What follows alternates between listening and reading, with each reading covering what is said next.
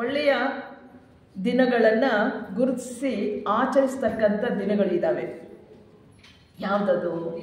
February ವರ್ಷದ ಪ್ರಾರಂಭ ಅಂತಂದರೆ ಈಗ ಜನವರಿ 31, ಡಿಸೆಂಬರ್ 31, 1, 2, 3, 4 ತೆಗೆದುಕೊಂಡ್ರೆ ನಮ್ಮ ಅಂತಾರಾಷ್ಟ್ರೀಯ ಕನ್ವೆನ್ಷನ್ ನಡೆಯುತ್ತೆ. ಅದಕ್ಕೆ ಸಾಧಾರಣ ಎಲ್ಲರೂ ಹೋಗ್ತಾರೆ. ಅದು ನಡೆಯೋದಲ್ಲಿ ಅಡಿಯಾರ್ನಲ್ಲಿ. ಹಾಗೆ ಫೆಬ್ರವರಿ ತಿಂಗಳಲ್ಲಿ ಫೆಬ್ರವರಿ 17ರಂದು ಅಡಿಯಾರ್ ದಿನಾಚರಣೆ ಅಂತ ಆಚರಿಸ್ತೀವಿ.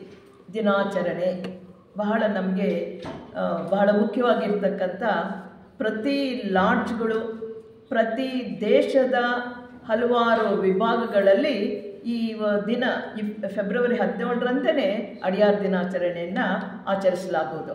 ಆದರೆ ನಮ್ಮ ಭಾರತದಲ್ಲಿ ಅಥವಾ ಕರ್ನಾಟಕದಲ್ಲಿ ಭಾನುವಾರನೇ ಆ ದಿನ ಈ ಸಲ ಬಂದಿದ್ದು ಸೋಮವಾರ ಜನ ಸೇರಲ್ಲ. ಯಾವಾಗ ಜನ ಸೇರ್ತಾರೋ ನೆಕ್ಸ್ಟ್ ಕಮಿಂಗ್ ಸಂಡೇ ಯಾವುದೇ ದಿನ ಸೋಮವಾರ ಬರಲಿ, ಮಂಗಳವಾರ, ಬುಧವಾರ, ಗುರುವಾರ ಬಂದರೆ ಆವತ್ತು ಏನು ಆಚರಿಸಲ್ಲ. ಬರುವ ಭಾನುವಾರ, ಮುಂದೆ ಬರತಕ್ಕಂಥ ಭಾನುವಾರ ಆಚರಿಸಲಾಗ್ತಿದೆ. ಆದ್ದರಿಂದ ಫೆಬ್ರವರಿ 17 ಸ್ಥಾಪನಾ ದಿನಾಚರಣೆ ಆದರೂ ಕೂಡ ನಾವು ಈ ದಿನ ಅಂದರೆ ಫೆಬ್ರವರಿ 23 ಎಲ್ಲ ಕಡೆ ಲಾಡ್ಜ್ಗಳಲ್ಲೂ ಇವತ್ತು ಅಡಿಯಾರ್ ದಿನಾಚರಣೆಯನ್ನು ಆಚರಿಸಲಾಗ್ತಾ ಇದೆ. ಅಡಿಯಾರ್ ಅಂತಕ್ಕಂಥದ್ದು ಪದ ಕೇಳಿದ ತಕ್ಷಣವೇ ನಮಗೇನೋ ಒಂದು ಖುಷಿ ಆಗತ್ತೆ. ಯಾಕೆ? ನಮ್ಮ ಕಾಶಿ, ಧರ್ಮಸ್ಥಳ, ತಿರುಪತಿ ನಮ್ಮ ಭಾರತೀಯರಿಗೆ ಹೇಳಿದ ತಕ್ಷಣ ಏನು ಅನಿಸುತ್ತೆ? ಅಯ್ಯೋ ಹೋಗೋಣಪ್ಪ, ಯಾತ್ರೆಗೆ ಹೋಗೋಣ, ಪುಣ್ಯಕ್ಷೇತ್ರ. ನಮ್ಮ ಹಿಂದೂಗಳಿಗೆ, ಅದರಲ್ಲೂ ಕರ್ನಾಟಕದವ್ರಿಗೆ ಯಾವುದು ತುಂಬ ಅಂತಂದರೆ ಧರ್ಮಸ್ಥಳ, ರಾಘವೇಂದ್ರ ಮಠ. ಹೀಗೆ ನಮ್ಮ ಭಾರತೀಯರಿಗೆ ಕಾಶಿ. ನಾವು ಈ ಭೂಮಿ ಮೇಲೆ ಹುಟ್ಟಿದ ಮೇಲೆ, ಭಾರತೀಯನಾದಮೇಲೆ ಕಾಶಿ ದರ್ಶನ ಮಾಡಲೇಬೇಕು ಅಂತ ಹಿಂದಿನ ಕಾಲದಲ್ಲಿ ನಡ್ಕೊಂಡಾದರೂ ಹೋಗಿ ಬರ್ತಾಯಿದ್ರು. ಈಗೇನು ನೆನೆಸ್ಕೊಂಡ ತಕ್ಷಣ 2 ಗಂಟೆ 3 ಗಂಟೆಯಲ್ಲಿ ಕಾಶಿ ಸೇರ್ತೀವಿ, ನೋಡಿಕೊಂಡು ಬರ್ಬೋದು. ಹಾಗೆ ಥಿಯಾಸಫಿಕಲ್ ಸೊಸೈಟಿಯ ಸದಸ್ಯರೆಲ್ಲರಿಗೂ ಪುಣ್ಯಕ್ಷೇತ್ರ ಯಾವುದು? ಅಡಿಯಾರ್. ಯಾರೇ ಸದಸ್ಯರು ಮೆಂಬರ್ ಆದರೂ ಕೂಡ ಅಡಿಯಾರ್ಗೆ ಹೋಗ್ಬೇಕು. ಇನ್ನೂ ಎಂಥ ಹುಚ್ಚಿತ್ತು ಅಂದರೆ ಅಡಿಯಾರ್ಗೆ ಹೋಗೋದಕ್ಕೆ ಮೆಂಬರ್ ಆಗ್ತಾಯಿದ್ರು. ಅಡಿಯಾರ್ಗೆ ಹೋಗಬೇಕು ಅಂತಲೇ ಮೆಂಬರ್ ಆಗೋರು ಇದ್ದರು ಕೆಲವರು. ಹೀಗೆ ಈ ಪುಣ್ಯಕ್ಷೇತ್ರ ಶಕ್ತಿ ಕೇಂದ್ರ ಬಹಳ ಮುಖ್ಯವಾದ್ದು. ಇದು ಪುಣ್ಯಕ್ಷೇತ್ರದ ಜೊತೆಗೆ ಇಲ್ಲಿ ದೈವಿಕ ಶಕ್ತಿ ಹರಿತಾ ಇರತಕ್ಕಂಥ ಸ್ಥಳ. ಪ್ರಪಂಚದಲ್ಲಿ ಹಲವಾರು ದೈವಿಕ ಶಕ್ತಿಗಳು ಹರಿತಕ್ಕಂಥ, ಪ್ರಪಂಚಕ್ಕೆ ಕೊಡ್ತಕ್ಕಂಥ ಸ್ಥಳಗಳಿದೆ. ಭಾರತದಲ್ಲಿ ಅಡಿಯಾರ್ ಒಂದು, ನಮ್ಮ ಥಿಯಾಸಫಿ ಇದರಲ್ಲಿ ಹೇಳೋದಾದರೆ. ಹಾಗೆ ಅಮೇರಿಕಾದಲ್ಲಿ ಪಾಯಿಂಟ್ ಲಾಮಾ, ಇದು ಒಂದು ಶಕ್ತಿ ಕೇಂದ್ರ, ದೈವಿಕ ಶಕ್ತಿ ಕೇಂದ್ರ. ಆಸ್ಟ್ರೇಲಿಯಾದಲ್ಲಿ ಮನ್ನಾರ್ ಅಂತ, ಅಲ್ಲೂ ಕೂಡ ದೈವಿಕ ಶಕ್ತಿ ಜಗತ್ತಿಗೆ ಹಬ್ತಾ ಇದೆ. ಯುರೋಪ್ ಕಂಟ್ರಿಗಳಲ್ಲಿ ಹೈಜೇನ್ ಅಂತಕ್ಕಂಥ ಶಕ್ತಿ ಕೇಂದ್ರಗಳಿದೆ. ಸದ್ಯಕ್ಕೆ ಅಡಿಯಾರ್ ಅನ್ನೋದು ಒಂದು ಶಕ್ತಿ ಕೇಂದ್ರ, ಪುಣ್ಯಕ್ಷೇತ್ರ. ಮತ್ತು ಈ ದಿನವನ್ನು ರಿಮೆಂಬರ್ಸ್ ಡೇ ಅಂತ ಕೂಡ ಕರೀತಾರೆ. ಅಡಿಯಾರ್ ಡೇನ ಸ್ಮರಣೀಯ ದಿನ ಅಂತಕ್ಕಂಥದ್ದು ಇದೆ. ಏನಕ್ಕೆ ಸ್ಮರಣೀಯ ದಿನ? ಆ ದಿನದಂದು ಥಿಯಾಸಫಿಕಲ್ ಸೊಸೈಟಿಗೆ ತಮ್ಮನ್ನು ತಾವು ಅರ್ಪಿಸಿಕೊಂಡಂಥ ಮಹನೀಯರು ಹುಟ್ಟಿದ್ದಾಗಿರ್ಬೋದು, ಜಯಂತಿ ಆಗ್ಬೋದು, ಅಥವಾ ಪುಣ್ಯ ಸ್ಮರಣೆ ಆಗಿರ್ಬೋದು, ಪುಣ್ಯತಿಥಿ ಆಗಿರ್ಬೋದು. ಆ ಕಾರಣದಿಂದ ಇದು ರಿಮೆಂಬ್ರೆನ್ಸ್ ಡೇ ಅಂತ ಕೂಡ ಕರೀತಾರೆ. ಈ ಫೆಬ್ರವರಿ 17 ಯಾಕೆ ಅಡಿಯಾರ್ ದಿನಾಚರಣೆ ಅನ್ನೋದಕ್ಕೆ ನಾನು ಈಗ ಹೇಳಿದ್ದಲ್ಲ, ಆ ಮಹನೀಯರು ಯಾರ್ಯಾರು ಅನ್ನೋದನ್ನು ತಿಳ್ಕೊಳ್ಳೋಣ. ಅಲ್ಲಿ ಫೋಟೋಗಳು ಇಟ್ಟಿದ್ವಿ, ನೀವು ನೋಡಿರ್ಬೋದು. 16ನೇ ಶತಮಾನದಲ್ಲಿ, ಮೊದಲನೇ ಫೋಟೋ ಈ ಕಡೆಯಿಂದ, 16ನೇ ಶತಮಾನದಲ್ಲಿ ಫೆಬ್ರವರಿ 17ರಂದು ಒಬ್ಬ ತತ್ವಜ್ಞಾನಿ ನೇಪಲ್ಸ್, ಗ್ರೀಸ್ ದೇಶದಲ್ಲಿ ನೇಪಲ್ಸ್ ಅನ್ನೋ ಪಟ್ಟಣದಲ್ಲಿ ಗಿಯಾರ್ಡಿನೋ ಬ್ರೂನೋ ಅಂತಕ್ಕಂಥ ತತ್ವಜ್ಞಾನಿಯನ್ನು ಪಾದ್ರಿಗಳು, ಚರ್ಚಿನ ಮುಖ್ಯಸ್ಥರು ಹಗಲೇ ರಥಕ್ಕೆ ಕಟ್ಟಿ ಅವರನ್ನು ಸುಟ್ಟ ದಿನ. ಈ ಮಹಾನುಭಾವ ಯಾರಪ್ಪ ಅಂತಂದರೆ ಈಗಿನ ಡಾಕ್ಟರ್ ಆನಿ ಬೆಸೆಂಟ್ರ ಹಿಂದಿನ ಜನ್ಮ. ನಾವು ಡಾಕ್ಟರ್ ಆನಿ ಬೆಸೆಂಟ್ ಥಿಯಾಸಫಿಕಲ್ ಸೊಸೈಟಿಗೆ ಏನೇನು ತ್ಯಾಗ ಮಾಡಿದ್ದೀವಿ ಅಂತಾರಲ್ವ, ಅವರು ಹುಟ್ಟಿದ್ದು 1847. ಅದರ ಹಿಂದಿನ ಜನ್ಮವೇ ಗಿಯಾರ್ಡಿನೋ ಬ್ರೂನೋ. ನೋಡಿ, ಅವರು ಯಾವುದಕ್ಕೆ ಪ್ರಾಣ ಕೊಟ್ಟರು? ತುಂಬ ವಾಗ್ಮಿ, ತುಂಬ ತತ್ವದರ್ಶಿ, ಒಬ್ಬ ಮಾಂಕ್ ಆಗಬೇಕಂತಕ್ಕಂಥ ಅಭಿಪ್ರಾಯವುಳ್ಳವರು, ಎಲ್ಲವ ವೈಜ್ಞಾನಿಕ ಮನೋಭಾವನೆ ಇದ್ದಂಥವರು. ಕೋಪರ್ನಿಕಸ್ ಅಂತ ವಿಜ್ಞಾನಿ ಏನು ಪ್ರತಿಪಾದಿಸಿದ್ರೋ ಅದು ಸತ್ಯ ಅಂತ ತಿಳ್ಕೊಂಡು ಜಗತ್ತಿಗೆ ಸಾರ್ತಾರೆ. ಆಗ ನಾನು ಹೇಳ್ತಿರೋದು 16ನೇ ಶತಮಾನ, 1600 ವರ್ಷಗಳ ಹಿಂದಿನ ಮಾತು ಹೇಳ್ತಾ ಇದ್ದೀನಿ. ಆಗ ಪಾದ್ರಿಗಳು ಅಂದರೆ ಕ್ರಿಶ್ಚಿಯನ್ ಮತದ ಅವಲಂಬಿಗಳು ಬಹಳ ಪ್ರಬಲವಾಗಿದ್ದರು. ಅವರು ಏನು ಹೇಳ್ತಾರೋ ಎಲ್ಲರೂ ಬಾಯಿ ಮುಚ್ಕೊಂಡು ಕೇಳಬೇಕು. ಏನು ಸರಳವಾಗಿದೆ, ಸಾಧಾರಣ ಅವರು ಅಜ್ಞಾನ ಅಷ್ಟೇ, ಇನ್ನೇನಿಲ್ಲ. ಭೂಕೇಂದ್ರವಾದ ಅಂತ, ಭೂಮಿ ಸುತ್ತಲೂ ಸೂರ್ಯ ಸುತ್ತಾನೆ ಅಂತಕ್ಕಂಥ ಮಾತು ಅವ್ರು ಹೇಳೋದು. ಅಂದರೆ ನಾವು ಭೂಮಿಯಲ್ಲಿ ಇದ್ದೀವಿ, ನಾವಿಲ್ಲೇ ಇದ್ದೀವಿ. ಬೆಳಗ್ಗೆ ಸೂರ್ಯ ಪೂರ್ವದಲ್ಲಿ ಹುಡ್ತಾನೆ, ಆಮೇಲೆ ಪಶ್ಚಿಮಕ್ಕೆ ಮುಳುಗ್ತಾನೆ. ನಿಜ ತಾನೇ? ಯಾಕೆ ತಿರುಗ್ತಾ ಇರೋದು? ಸೂರ್ಯ ಅಂತ ಅನಿಸುತ್ತಲ್ವಾ? ನಾನು ಇಲ್ಲೇ ಇದ್ದೀನಪ್ಪ, ನಾನೇನು ತಿರುಗಲಿಲ್ಲ. ತಿರುಗ್ತಾ ಇರೋದು ಯಾವುದು? ಸೂರ್ಯ ಅಂತಕ್ಕಂಥ ಒಂದು ಕಾನ್ಸೆಪ್ಟು. ಆದರೆ ವೈಜ್ಞಾನಿಕವಾಗಿ ಹೇಳೋದಾದರೆ ಭೂಮಿ ಒಂದು ಗ್ರಹ, ಆ ಭೂಮಿ ಸೂರ್ಯನ ಸುತ್ತಲೂ ತಿರುಗುತ್ತೆ ವಿನಃ ಭೂಮಿ ಸುತ್ತಲೂ ಸೂರ್ಯ ಸುತ್ತಲ್ಲ ಅನ್ನೋದನ್ನು ಕೋಪರ್ನಿಕಸ್ ಆಗಿನ ಕಾಲದಲ್ಲಿ ವಿಜ್ಞಾನಿ ಹೇಳಿದ್ದನ್ನು ಇವರು ಅವಲೋಕಿಸಿ ಅದನ್ನು ಅನುಭವಿಸಿ ಇದು ಸತ್ಯ ಅಂತಕ್ಕಂಥದ್ದು ಹೇಳಕ್ಕೆ ಹೋಗ್ತಾರೆ. ಇದನ್ನು ಹೇಳಿದ ತಕ್ಷಣ ನೋಡಿ ನಮಗೆ ವಿರುದ್ಧವಾಗಿ ಹೇಳ್ತಾರೆ ಅಂತ ಇವರನ್ನು 5 ವರ್ಷ ಜೈಲುವಾಸದಲ್ಲಿರ್ತಾರೆ. ಈಗಲಾದರೂ ಬದಲಾವಣೆ ಆಗಿ ನಾವು ಹೇಳಿದ ಮಾತನ್ನೇ ಹೇಳು ಅಂತಂದರೆ, ನೀವು ಏನು ಮಾಡಿದ್ರು ಕೂಡ ಈ ದೇಹ ಸುಡ್ತೀರಾ, ನನಗೇನು ಭಯ ಇಲ್ಲ. ಸತ್ಯ ಯಾವತ್ತಿದ್ರೂ ಒಂದಲ್ಲ ಒಂದಿನ ಬೆಳಕಿಗೆ ಬಂದೇ ಬರುತ್ತೆ, ನೀವೇನು ಬೇಕಾದರೂ ಮಾಡ್ಕೊಳ್ಳಿ ಅಂತ ಧೈರ್ಯದಿಂದ ಅವರನ್ನು ಒಂದು ಗಾಡಿ ಕಟ್ಟಿ ಎದೆ ಮೇಲೆ ಶಿಲ್ಬೆಯನ್ನಿಟ್ಟು ಸುಟ್ಟಾಕ್ತಾರೆ. ಅಂದರೆ ಸತ್ಯಕ್ಕಾಗಿ ಪ್ರಾಣವನ್ನು ಬಿಟ್ಟವರು. ಹಾಗೆ ಡಾಕ್ಟರ್ ಆನಿ ಬೆಸೆಂಟ್ರು ಮುಂದಿನ ಜನ್ಮದಲ್ಲಿ ಅವರು ಸತ್ಯಕ್ಕಾಗಿ ಎಲ್ಲವನ್ನು ಬಿಟ್ಟು ಯಾವ ಸತ್ಯ ಅದನ್ನು ಹಿಡ್ಕೊಂಡ್ರಲ್ವ. ನೋಡಿ ಹೇಗೆ ನಮ್ಮ ಸ್ವಭಾವ ಈಗ ಏನು ಒಳ್ಳೆಯ ಆದರ್ಶ ಒಳ್ಳೆಯ ಗುಣದಲ್ಲಿ ಬೆಳ್ಕೊಂಬಂದರೆ ಮುಂದಿನ ಜನ್ಮದಲ್ಲೂ ಅದೇ ಬೆಳೆಯುತ್ತೆ. ಅದಕ್ಕೆ ನಾವು ಈಗ ಒಳ್ಳೆಯ ಆದರ್ಶಗಳನ್ನು ಬೆಳೆಸ್ಕೊಳ್ಬೇಕು ಅಂತ ಹೇಳೋದು. ಅವ್ರ ವಿಚಾರವಾಗಿ ಸೋದರಿ ಎನ್ ಸರಸ್ವತಮ್ಮ ಅವರು ಎಲ್ಲಿ ಹುಟ್ಟಿದ್ರು, ಹೇಗೆ ಕಷ್ಟಪಟ್ಟರು, ಹೇಗೆ ಅವರು ವಿರೋಧಿಸಿದವ್ರಿಗೆಲ್ಲ ಹೋರಾಡಿದ್ರು ಅನ್ನೋ ವಿಚಾರವನ್ನು ಆ ನಂತರ ನಮಗೆ ತಿಳಿಸ್ಕೊಡ್ತಾರೆ. ಅವರು ಕೂಡ ಫೆಡರೇಷನ್ ಉಪನ್ಯಾಸಕರು, ನಮಗೆಲ್ಲ ಚೆನ್ನಾಗಿ ಅರ್ಥವಾಗೋ ರೀತಿ ಹೇಳೋರಿಗೆ ಅವರನ್ನು ಸ್ವಾಗತಿಸ್ತೇನೆ. ನಂತರ ಅಡಿಯಾರ್ ಕ್ಷೇತ್ರ ಏನು ಹೇಳಿ, ಈಗ ಅಂತಾರಾಷ್ಟ್ರೀಯ ಕೇಂದ್ರ ಎಲ್ಲರೂ ಗೊತ್ತಲ್ಲ. ಅಡಿಯಾರ್ ಎಲ್ಲರೂ ನೋಡಿದ್ರಲ್ವ. ನಮ್ಮ ಥಿಯಾಸಫಿಕಲ್ ಸೊಸೈಟಿ ಕೇವಲ ಭಾರತದಲ್ಲ, ಸುಮಾರು 52 ರಾಷ್ಟ್ರಗಳಲ್ಲಿ ಥಿಯಾಸಫಿಕಲ್ ಸೊಸೈಟಿಗಳಿರೋದ್ರಿಂದ ಇದು ಅಂತಾರಾಷ್ಟ್ರೀಯ ಮಟ್ಟದ ಸಂಸ್ಥೆ. ಹೌದಾ? ಒಪ್ಕೊಳ್ತೀರಾ? ನಮ್ಮ ಹಿಂದೂಗಳದಲ್ಲ, ಪ್ರಪಂಚಕ್ಕೆ ಎಲ್ಲ ದೇಶಗಳಲ್ಲಿ ಈ ಥಿಯಾಸಫಿಕಲ್ ಸೊಸೈಟಿ ಪ್ರಚಲಿತವಾಗಿದೆ. ಅಂತಹ ಒಂದು ಸೊಸೈಟಿಯನ್ನು ಕರ್ನಲ್ ಆಲ್ಕಾಟ್ರು ಮತ್ತು ಮೇಡಮ್ ಬ್ಲಾವರ್ಸ್ಕಿ ಅವರು ಮಹಾತ್ಮರ ಮಾರ್ಗದರ್ಶನ ಮತ್ತು ಪ್ರೋತ್ಸಾಹದಿಂದ ನ್ಯೂಯಾರ್ಕ್ನಲ್ಲಿ ಸ್ಥಾಪನೆ ಮಾಡ್ತಾರೆ. ಯಾವಾಗ? ನವೆಂಬರ್ 17, 1875. ಸ್ವಲ್ಪ ಕಾಲ ಆದಮೇಲೆ, 1-2-3 ವರ್ಷ ಆದಮೇಲೆ ನಮ್ಮ ಗುರುಗಳಿರೋ ಸ್ಥಳಕ್ಕೆ ನಾವು ವರ್ಗಾಯಿಸಬೇಕು. ನಮ್ಮ ಗುರುಗಳು ಪೌರ್ವಾತ್ಯರದವರು, ಇಂಡಿಯಾದಲ್ಲಿರೋರು, ಹಿಮಾಲಯದಲ್ಲಿರೋರು ಅಂತ ಬಯಸಿ ತೀರ್ಮಾನ ತಗೊಂಡು ನಮ್ಮ ಭಾರತಕ್ಕೆ ಬಂದು ಎಲ್ಲ ಜಾಗವನ್ನು ನೋಡಿ ಕೊನೆಗೆ ಮಡ್ರಾಸ್, ಈಗ ಚೆನ್ನೈ ಅಂತ ಕರಿತೀವಲ್ಲ, ಅಡಿಯಾರ್ ಅಂತ ಉಪಪಟ್ಟಣದಲ್ಲಿ ಸ್ಥಳವನ್ನು ನೋಡಿ ಅದನ್ನು ಕೊಂಡ್ಕೊಂಡು ಅಲ್ಲಿ ಸ್ಥಾಪನೆ ಮಾಡ್ತಾರೆ. ಅಡಿಯಾರನ್ನು ಸ್ಥಾಪನೆಗೆ ಕಾರಣಕರ್ತರಾದಂಥ ಒಬ್ಬರಾದಂಥ ಆಲ್ಕಾಟ್ರು ತಮ್ಮ ಸ್ಥೂಲ ದೇಹವನ್ನು ಬಿಟ್ಟ ದಿನ ಫೆಬ್ರವರಿ 17, 1907. 1907 ಫೆಬ್ರವರಿ 17. ಇಲ್ಲಿ ನಾವು ಫೋಕಸ್ ಮಾಡ್ತಿರೋ ಫೆಬ್ರವರಿ 17. ಗಿಯಾರ್ಡಿನೋ ಬ್ರೂನೋ 16ನೇ ಶತಮಾನ, ಕರ್ನಲ್ ಆಲ್ಕಾಟ್ರು 1907 ಫೆಬ್ರವರಿ 17 ತಮ್ಮ ಸ್ಥೂಲ ದೇಹವನ್ನು ಬಿಟ್ಟ ದಿನ. ಅವ್ರ ವಿಚಾರ ನಾನೇ ಮಾತಾಡ್ತೀನಿ. ತದನಂತರ ಏನಾಯಿತು, ಕಾಲಕ್ರಮೇಣ ಬೆಸೆಂಟ್ರು ತಿರೋದ್ರು, ಆಲ್ಕಾಟ್ರು ತಿರೋದ್ರು. ಆಲ್ಕಾಟ್ರು ಅವರು ಹುಟ್ಟಿದ್ದು ಇಲ್ಲಿ ಪ್ರಮುಖವಾಗಿ ತೆಗೆದುಕೊಳ್ತೀವಿ, ಸತ್ತಿದ್ದಲ್ಲ. ಇವರು ಜನ್ಮವನ್ನು ತೆಗೆದುಕೊಂಡಿದ್ದು ಲಂಡನ್ನಲ್ಲಿ. ಅದು ಫೆಬ್ರವರಿ 17, 1847. ನಮಗೆ ಸ್ವತಂತ್ರ ಬರುವಕ್ಕೆ ಮುನ್ನ 100 ವರ್ಷಗಳ ಹಿಂದೆ ಅವರು ಜನ್ಮವನ್ನು ತೆಗೆದುಕೊಳ್ತಾರೆ.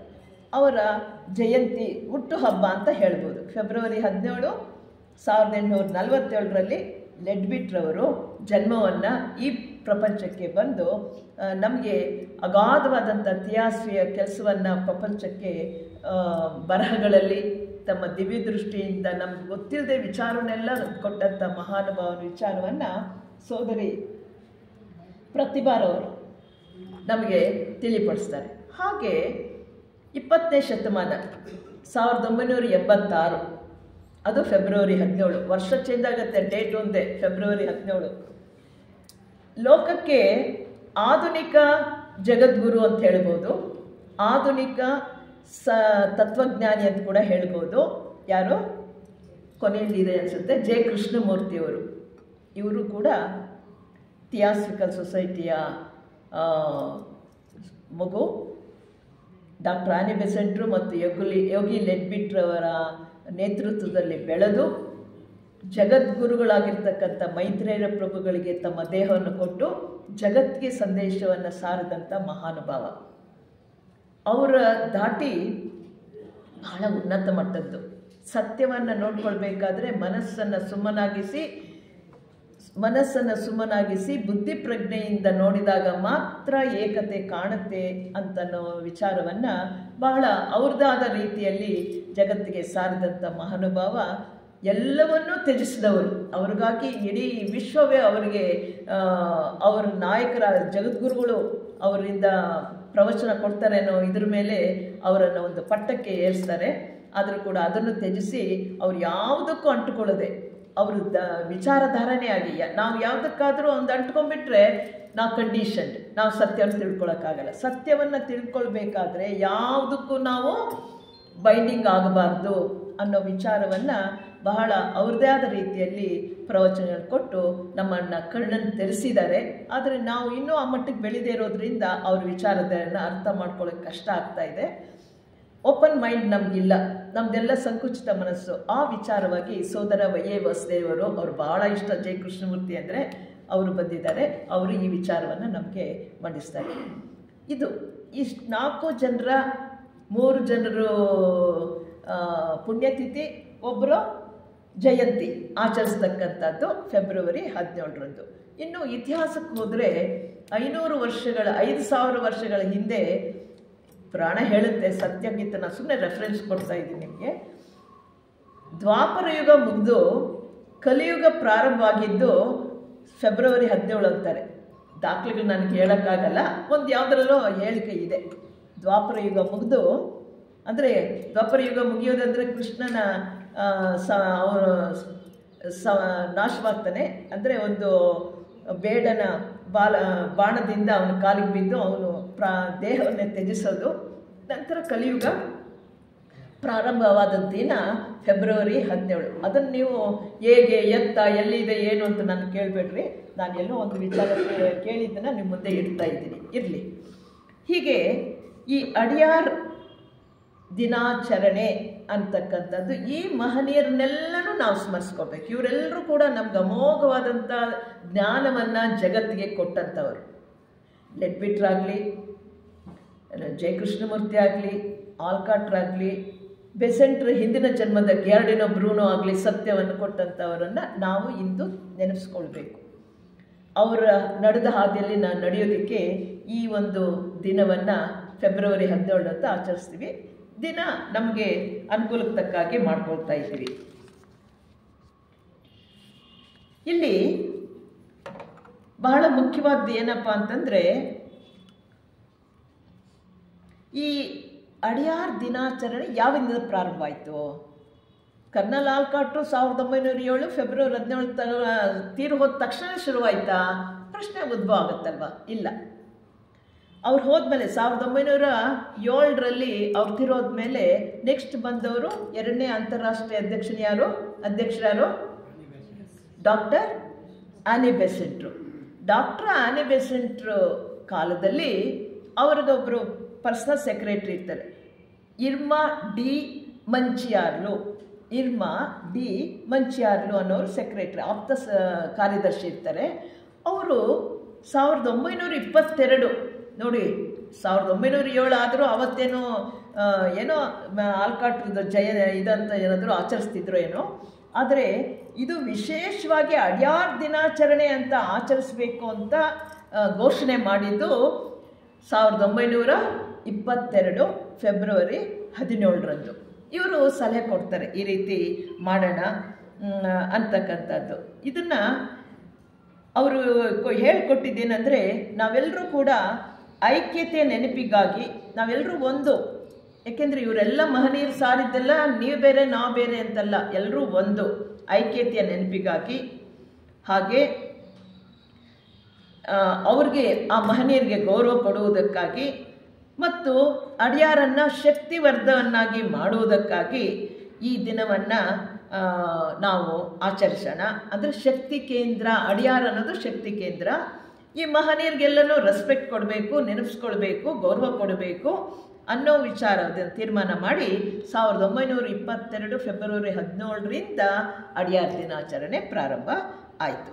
ಅವ್ರು ಹೇಳ್ತಾರೆ, ಇವರು ಇರ್ಮಾ ಡಿ, ಥಿಯಾಸ್ಫಿಕಲ್ ಸೊಸೈಟಿ ಜಗತ್ತಿಗೆ ಒಂದು ಸೂರ್ಯ ಇದ್ದಂತೆ. ಸೂರ್ಯನ ಸುತ್ತಲೂ ಗ್ರಹಗಳು ತಿರುಗೋ ಹಾಗೆ ಸುಮಾರು ರಾಷ್ಟ್ರಗಳು, ಅಂದರೆ 52-56 ರಾಷ್ಟ್ರಗಳು, ಒಂದೊಂದು ರಾಷ್ಟ್ರವನ್ನು ವಿಭಾಗ ಅಂತ ಕರೀತಾರೆ, ಸೆಕ್ಷನ್.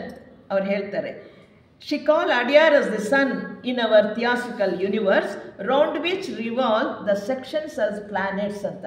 ಅಂದರೆ ಈ ವಿಭಾಗಗಳೆಲ್ಲ ಪ್ರತಿಯೊಂದು ರಾಷ್ಟ್ರ ಒಂದು ವಿಭಾಗ ಅಂತ. ಯಾರಿಗೆ? ಥಿಯಾಸ್ಫಿಕಲ್ ಸೊಸೈಟಿ, ಅಂತಾರಾಷ್ಟ್ರೀಯ ಕೇಂದ್ರ ಅಡ್ಯಾರ್ಗೆ ಇದು ಒಂದು ವಿಭಾಗ. ಇಷ್ಟು ವಿಭಾಗಗಳು ಗ್ರಹಗಳ ಸುತ್ತವಾಗಿ ಎಲ್ಲನೂ ತಿರುಗ್ತಾ ಇದೆ ಅನ್ನೋ ಮಾತನ್ನು ಅವರು ಇರ್ಮಾ ಡಿ ಮಂಚಿಯಾರ್ಲು ಹೇಳ್ತಾರೆ. ಆಮೇಲೆ ಈ ಜಗತ್ತಿನಲ್ಲಿ ಐಕ್ಯತೆ, ಏಕತೆ ಅನ್ನೋದಕ್ಕೆ ತಕ್ಷಣ ಒಪ್ಕೊಳ್ಳೋಕ್ಕಾಗಲ್ಲ ಅಲ್ವಾ? ಎಲ್ಲ ಕಡೆಯೂ ವೈವಿಧ್ಯತೆ ಇದೆ. ಈಗ ನಾವು ಥಿಯಾಸ್ಫಿಕಲ್ ಸೊಸೈಟಿ ಅಂದರೆ ನಾವು ಆಚರಣೆ ಮಾಡ್ತಕ್ಕಂಥದ್ದು ಹಬ್ಬ ಆಗಲಿ, ಎಲ್ಲರ ಕಡೆ ಜ್ಯೋತಿ ಪೂಜೆಯಲ್ಲಿ ದೀಪ ಹಚ್ಚಿ ಬೆಳಗಲ್ಲ. ಎಲ್ಲಿ? ಫಾರಿನ್ ಕಂಟ್ರೀಸಲ್ಲಿ. ನಾವು ಇಂಡಿಯನ್ಸ್ ಮಾಡ್ತೀವಿ. ವೈವಿಧ್ಯತೆ ಇದೆ, ಆದರೆ ಏಕತೆ ಇದೆ. ಏನನ್ನು ನೆನೆಸ್ಕೊಳ್ತೀವಿ? ಈ ಮಹನೀಯರನ್ನೇ ನೆನೆಸ್ಕೊಳ್ಳೋದು, ಹೌದಾ? ಈ ವೈವಿಧ್ಯತೆ ಹೆಚ್ಚಾಗಿ ಕಾಣುತ್ತಿರುವಾಗ ಇದರ ಒಳಗಡೆ ವೈವಿಧ್ಯತೆಯಲ್ಲಿ ಏಕತೆಯನ್ನು ನೋಡಬೇಕು. ನಾವು ಆಚರಣೆ, ಬಾಹ್ಯ ಆಚರಣೆ ವ್ಯತ್ಯಾಸ ಇರ್ಬೋದು, ಆದರೆ ಒಳಗಡೆ ಥೀಮು ಒಂದೇ, ಅಡ್ಯಾರ್ ದಿನಾಚರಣೆ, ಆ ಮಹಾತ್ಮರನ್ನು ನೆನೆಸ್ಕೊಳ್ತಕ್ಕಂಥದ್ದು. ಅದನ್ನು ಏಕತೆಯನ್ನು ಕಾಪಾಡುವುದಕ್ಕಾಗಿ ಡಾಕ್ಟರ್ ಆನಿ ಬೆಸೆಂಟ್ ಹೇಳ್ತಾರೆ, ಹೇಗೆ ನಾವು ಏಕತೆಯನ್ನು ನೋಡಬೇಕಾದ್ರೆ, by possessing one common life force, one heart, this life force on physical plane appears to be Adyar our headquarters ಅಂತ ಹೇಳ್ತಾರೆ. ಏನಪ್ಪ ಅಂದರೆ, ನಾವೆಲ್ಲರೂ ಕೂಡ ಹೃದಯ ಒಂದೇ, ಮನಸ್ಸು ಬೇರೆ ಬೇರೆ, ನಮ್ಮ ಮನಸ್ಸುಗಳು ಬೆಳೆದ ಹಾಗೇನೆ ಒಂದೇ ಜೀವಶಕ್ತಿಯನ್ನು ಹೊಂದಿರುವ ಸ್ಥಳ ಈ ಭೌತಿಕ ಪ್ರಪಂಚದಲ್ಲಿ ಯಾವುದಪ್ಪ ಅಂತಂದರೆ, ಒಂದೇ ಹೃದಯ, ಒಂದೇ ಶಕ್ತಿಯನ್ನು ಹೊಂದಿರತಕ್ಕಂಥ ಭೌತಿಕ ಸ್ಥಳ ಯಾವುದಪ್ಪ ಅಂದರೆ ಅಡ್ಯಾರ್. ಅಲ್ಲಿ ಹೋದರೆ ಎಲ್ಲರೂ ಒಂದೇ, ಎಲ್ಲರ ಹೃದಯವೂ ಒಂದೇ ಮಿಡಿತ ಕೊಡ್ತಕ್ಕಂಥದ್ದು ಅಂದ್ಬಿಟ್ಟು ಬೆಸೆಂಟ್ರು ಈ ಮಾತನ್ನು ಹೇಳ್ತಾರೆ. ಈ ದಿನದಂದು ಅಡ್ಯಾರ್ನಲ್ಲಿ ಏನು ಮಾಡ್ತಾರೆ? ನಾವೇ ಅಲ್ಲ, ಎಲ್ಲರೂ ಮಾಡ್ತಾರೆ. ಅದರಲ್ಲಿ ಪರ್ಟಿಕ್ಯುಲರ್ಲಿ ಅಡ್ಯಾರ್ನಲ್ಲಿ ಫೆಬ್ರವರಿ 17 ಅವರು ದೇಹವನ್ನು ಬಿಟ್ಟಿದ್ದು, ಪ್ರಾಣ ಹೋಗಿದ್ದು ಮುಂಜಾನೆ 7:17 ಫೆಬ್ರವರಿ 17, 1907 ಇಸ್ವಿ. ಬೆಳಗ್ಗೆ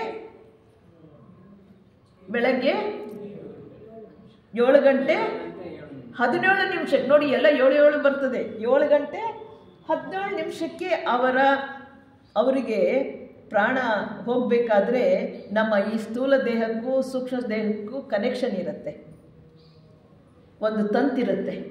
ಅದನ್ನು ಕಟ್ ಮಾಡಿದ್ರೇ ಮತ್ತೆ ಪ್ರಾಣ ಮತ್ತೆ ಸೇರ್ಕೊಳ್ಳೋಕ್ಕಾಗಲ್ಲ. ಅದೇನಾದರೂ ತಂತಿದ್ದರೆ ಹೋಗಿರೋ ಪ್ರಾಣ ಮತ್ತೆ ಬರಲಿಕ್ಕೆ ಸೇರ್ಕೊಳ್ಳೋಕ್ಕೆ ಸಾಧ್ಯ ಆಗುತ್ತೆ. ಅದನ್ನು ಕಟ್ ಮಾಡಿದವರು ಮಹಾತ್ಮರು. ನೋಡಿ ಎಂಥ ಮಹಾನುಭಾವ. ಅವರು ಪ್ರಾಣ ಹೋಗಬೇಕಾದ್ರೆ 3 ಜನ ಮಹರ್ಷಿಗಳು ಮಹಾತ್ಮರು ಬರ್ತಾರೆ. ಮಹಾತ್ಮ ಮೌರ್ಯರು, ಮಹಾತ್ಮ ಕುತುಮಿಗಳು, ಮಹಾತ್ಮ ಸೆರಾಪಿಸ್ ಮತ್ತು HVB ಮೊದಲೇ ಹೋಗಿರ್ತಾರಲ್ವ, ಅವರು 4 ಜನ ಅವ್ರಿಗೆ ದರ್ಶನ ಕೊಡ್ತಾರೆ. ಯಾರಿಗೆ? ಯೋಗಿ ಕರ್ನಲ್ ಆಲ್ಕಾಟ್ರಿಗೆ. ಅವರನ್ನು ಆ ತಂತುವನ್ನು ಕಟ್ ಮಾಡಿ ಎಷ್ಟು ಗಂಟೆ? 7 ಗಂಟೆ 17. ಆ ಸಮಯಕ್ಕೆ ಸರಿಯಾಗಿ ಅಡಿಯಾರ್ನಲ್ಲಿ ಪೂರ್ವಭಾವಿಗೆ ಧ್ವಜ ಬಾವುಟ ಹಾರಿಸ್ತಾರೆ. ನಮ್ಮ ಥಿಯಾಸಿಕಲ್ ಸೊಸೈಟಿಯ ಒಂದು ಧ್ವಜ ಇದೆ, ನಾವು ಮಾಡ್ತಾ ಇಲ್ಲ. ಅವರು ಹಾರಿಸಿ ಎಲ್ಲ ಮತಗಳ ಪ್ರಾರ್ಥನೆಯನ್ನು ಮಾಡಿ ಹೆಡ್ ಕ್ವಾರ್ಟರ್ಸ್ ಹಾಲ್ ನೀವೆಲ್ಲ ನೋಡಿದ್ರಲ್ವ, ಅಲ್ಲಿ ಸ್ಟ್ಯಾಚ್ಯೂ ಇದೆ ಬ್ಲಾವರ್ಸ್ಕಿ ಅವ್ರದ್ದು ಮತ್ತು ಎಲ್ಲ ಫೋಟೋ ಇದೆ. ಬ್ಲಾವರ್ಸ್ಕಿ ಅವ್ರದ್ದು ಮತ್ತು ಕರ್ನಲ್ ಆಲ್ಕಾಟ್ರದ್ದು ಸ್ಟ್ಯಾಚ್ಯೂ ಇದೆ, ನೋಡಿದ್ರಲ್ವ. ಅಲ್ಲಿ ಎಲ್ಲರೂ ನಿಂತ್ಕೊಂಡು 7 ಗಂಟೆ 17 ನಿಮಿಷಕ್ಕೆ ಮೌನವಾಗಿ ಅವರಿಗೆ ಶ್ರದ್ಧಾಂಜಲಿಯನ್ನು ಅರ್ಪಿಸಿ ಎಲ್ಲರೂ ಕೂಡ ಪುಷ್ಪ ಅರ್ಪಣೆ ಮಾಡ್ತಾರೆ. ಅಲ್ಲಿ ಮೊದಲು ಧ್ವಜವನ್ನು ಹಾರಿಸ್ತಾರೆ, ಆಮೇಲೆ ಎಲ್ಲ ಮತಗಳ ಪ್ರಾರ್ಥನೆ ಆಗುತ್ತೆ. ನಂತರ ಒಳಗಡೆ ಹೆಡ್ ಕ್ವಾರ್ಟರ್ಸ್ ಹಾಲ್ನಲ್ಲಿ ಬಂದು ಸರಿಯಾದ 7 ಗಂಟೆ 17 ನಿಮಿಷಕ್ಕೆ ಎಲ್ಲರೂ ಮೌನವಾಗಿ ಅವರನ್ನು ಶ್ರದ್ಧಾಂಜಲಿಯನ್ನು ಅರ್ಪಿಸಿ ಹೂಗಳನ್ನು ನಂತರ ಅರ್ಪಿಸಿ ಅಲ್ಲಿಂದ ಆ ದಿನ ವಿಶೇಷ ಏನಪ್ಪ ಅಂತಂದರೆ, ಕರ್ನಲ್ ಆಲ್ಕಾಟ್ರು ತಿರೋಗಿದ್ದು ಅಡಿಯಾರ್ನಲ್ಲೇ. ಬುದ್ಧ ಟೆಂಪಲ್ ಅಂತ ನೋಡಿದರೆ ಅಡಿಯಾರ್ನಲ್ಲಿ, ಅದರ ಪಕ್ಕದಲ್ಲಿ ಒಂದು ರಿವರ್, ಅಡಿಯಾರ್ ರಿವರ್ ಹತ್ರ ಬರುತ್ತೆ ಅದು. ಅಲ್ಲಿ ಆ ಸ್ಥಳದಲ್ಲಿ ಅವರನ್ನು ಸುಟ್ಟಿದ್ದು. ಆ ಸುಟ್ಟಿದ ಸ್ಥಳದಲ್ಲಿ ಅವರ ಭಸ್ಮವನ್ನಲ್ಲಿ ಇಟ್ಟು ಒಂದು ಸ್ಟ್ಯಾಚ್ಯೂ ನಿಲ್ಲಿಸಿದ್ದಾರೆ. ನೀವು ಯಾರಾದರೂ ಹೋದರೆ ನೋಡ್ಬೋದು, ಅದು ಆಲ್ಕಾಟ್ರ ಸ್ಟ್ಯಾಚ್ಯೂ ಇದೆ. ಅಲ್ಲಿಗೆಲ್ಲರೂ ಹೋಗ್ತಾರೆ, ಯಾರ್ಯಾರು ಸದಸ್ಯರು. ಯಾಕಂದರೆ ಆಲ್ಕಾಟ್ ಮೆಮೋರಿಯಲ್ ಸ್ಕೂಲ್ನ ಸ್ಟೂಡೆಂಟ್ಸು ಎಲ್ಲರೂ ಬರ್ತಾರೆ. ಪ್ರೊಸೆಷನಲ್ಲಿ ಹೋಗಿ ಮೌನವಾಗಿ ಹೋಗಿ ಅಲ್ಲಿ ಪ್ರಾರ್ಥನೆ ಮಾಡಿ ಅವರಿಗೆ ಪುಷ್ಪಾರ್ಚನೆ ಅರ್ಪಿಸಿ ಪುಷ್ಪಗಳು ಸಮರ್ಪಣೆ ಮಾಡಿ ಹಿಂದಕ್ಕೆ ಬರ್ತಕ್ಕಂಥ, ಈಗಲೂ ಮೊನ್ನೆ ಫೆಬ್ರವರಿ 17 ಆಚರಣೆ ಮಾಡಿದ್ದಾರೆ. ಇದು ಪದ್ಧತಿ, ಅದು ಪ್ರತಿ ವರ್ಷ ಮಾಡ್ತಕ್ಕಂಥದ್ದು. ಹಾಗೆ ಥಿಯಾಸ್ಟ್ರಿಕಲ್ ಸೊಸೈಟಿ ಸ್ಥಾಪನೆಗೆ ಕಾರಣಕರ್ತರಾದಂಥ HV ಬ್ಲಾವರ್ಸ್ಕಿ ಮತ್ತು ಕರ್ನಲ್ ಆಲ್ಕಾಟ್ರುಗಳು ಇಬ್ಬರೂ ಕೂಡ ಭಾಳ ಶ್ರಮಪಟ್ಟು, ಆ ಕತೆ ಆಮೇಲೆ ಹೇಳೋಣ. ಅಂತೂ ಅವರಿಬ್ಬರಿಂದ ನ್ಯೂಯಾರ್ಕ್ನಲ್ಲಿ ನವಂಬರ್ 17, 1875 ಥಿಯಾಸಿಕಲ್ ಸೊಸೈಟಿಯನ್ನು ಸ್ಥಾಪನೆ ಆಯಿತು. ಸ್ಥಾಪನೆ ಆದಮೇಲೆ ಅವರು ಬ್ಲಾವರ್ಸ್ಕಿ ಅವರು ಮತ್ತು ಕರ್ನಲ್ ಆಲ್ಕಾಟ್ರು 17 ಜನ ಸದಸ್ಯರು, ಪುನಃ 17 ಜನ ಸದಸ್ಯರಿಂದ ಸ್ಥಾಪನೆ ಆಗಿ ಅಲ್ಲಿ ಯಾವಾಗಲೂ ವಿಶೇಷ ಭಾಷಣಗಳು ನಡೀತಿರುತ್ತೆ, ಪಬ್ಲಿಕ್ ಎಲ್ಲ ಬರ್ತಾ ಇರ್ತಾರೆ. ಹೀಗೆ ಒಂದು 3 ವರ್ಷ ಕಾಲ ಇದ್ದಾಗಲೇ ಬ್ಲಾವರ್ಸ್ಕಿ ಅವರು ಐಸಿಸ್ ಅನ್ವೈಲ್ಡ್ ಪುಸ್ತಕವನ್ನು ಬರೆಯೋದಕ್ಕೆ ಪ್ರಾರಂಭ ಮಾಡ್ತಾರೆ.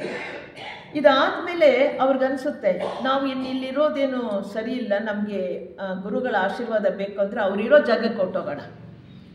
ಮಹಾತ್ಮರಿರೋ ಸ್ಥಳ ಯಾವುದು? ಹಿಮಾಲಯ ತಪ್ಪಲಿನಲ್ಲಿ ಇರ್ತಕ್ಕಂಥದ್ದು. ಆದ್ದರಿಂದ ಭಾರತಕ್ಕೆ ನಾವು ಹೋಗೋಣ, ಅವ್ರ ಆಶೀರ್ವಾದ ನಮ್ಗೆ ಬೇಗ ಸಿಗುತ್ತೆ, ಹೆಚ್ಚು ನಾವು ಕೆಲಸ ಮಾಡ್ಬೋದು ಅಂತಂತೆಣಿಸಿ ಅವರು 1878 ಡಿಸೆಂಬರ್ ಏನು ಮಾಡ್ತಾರೆ, ಲಂಡನ್ಗೆ ಬರ್ತಾರೆ. ಫಸ್ಟು ಲಂಡನ್ಗೆ ಬಂದು ಅಲ್ಲಿ ಲಾಡ್ಜನ್ನು, ಲಂಡನ್ ಬ್ಲಾವರ್ಸ್ಕಿ ಲಾಡ್ಜ್ ಅಂತ ಸ್ಥಾಪನೆ ಮಾಡಿ ಅಲ್ಲಿ ಒಂದು ಸ್ವಲ್ಪ ದಿನ ಇದ್ದು ನಂತರ ಪ್ರಯಾಣ ಬೋಟ್ನಲ್ಲಿ, ಶಿಪ್ನಲ್ಲಿ ನಮ್ಮ ಇಂಡಿಯಾಗೆ ಬರ್ತಾರೆ. ಯಾವಾಗ ಬಂದರು?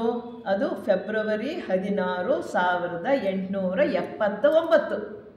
78 ಬಿಟ್ಟರು ಡಿಸೆಂಬರ್ನಲ್ಲಿ ಲಂಡನ್ನಲ್ಲಿ ಲಾಡ್ಜ್ ಓಪನ್ ಮಾಡಿದ್ರು. ಅಲ್ಲೆಲ್ಲ ಪ್ರವಚನಗಳಾದಮೇಲೆ ಅವರು ಮತ್ತೆ ನಮ್ಮ ಭಾರತಕ್ಕೆ ಬರಬೇಕಾದ್ರೆ ಫೆಬ್ರವರಿ 16, 1879 ಇಲ್ಲಿ ಬರಬೇಕಾದ್ರೆ ಇಲ್ಲಿನ ಸದಸ್ಯರು ಇದ್ದರು, ಎಲ್ರಿಗೂ ಪ್ರಚಾರ ಆಗಿತ್ತು. ಅವ್ರನ್ನ ಆಹ್ವಾನಿಸೋದಕ್ಕಾಗಿ ಆರ್ಯ ಸಮಾಜದವರು ಹೆಚ್ಚು ಪಾತ್ರ ವಹಿಸ್ತಾರೆ.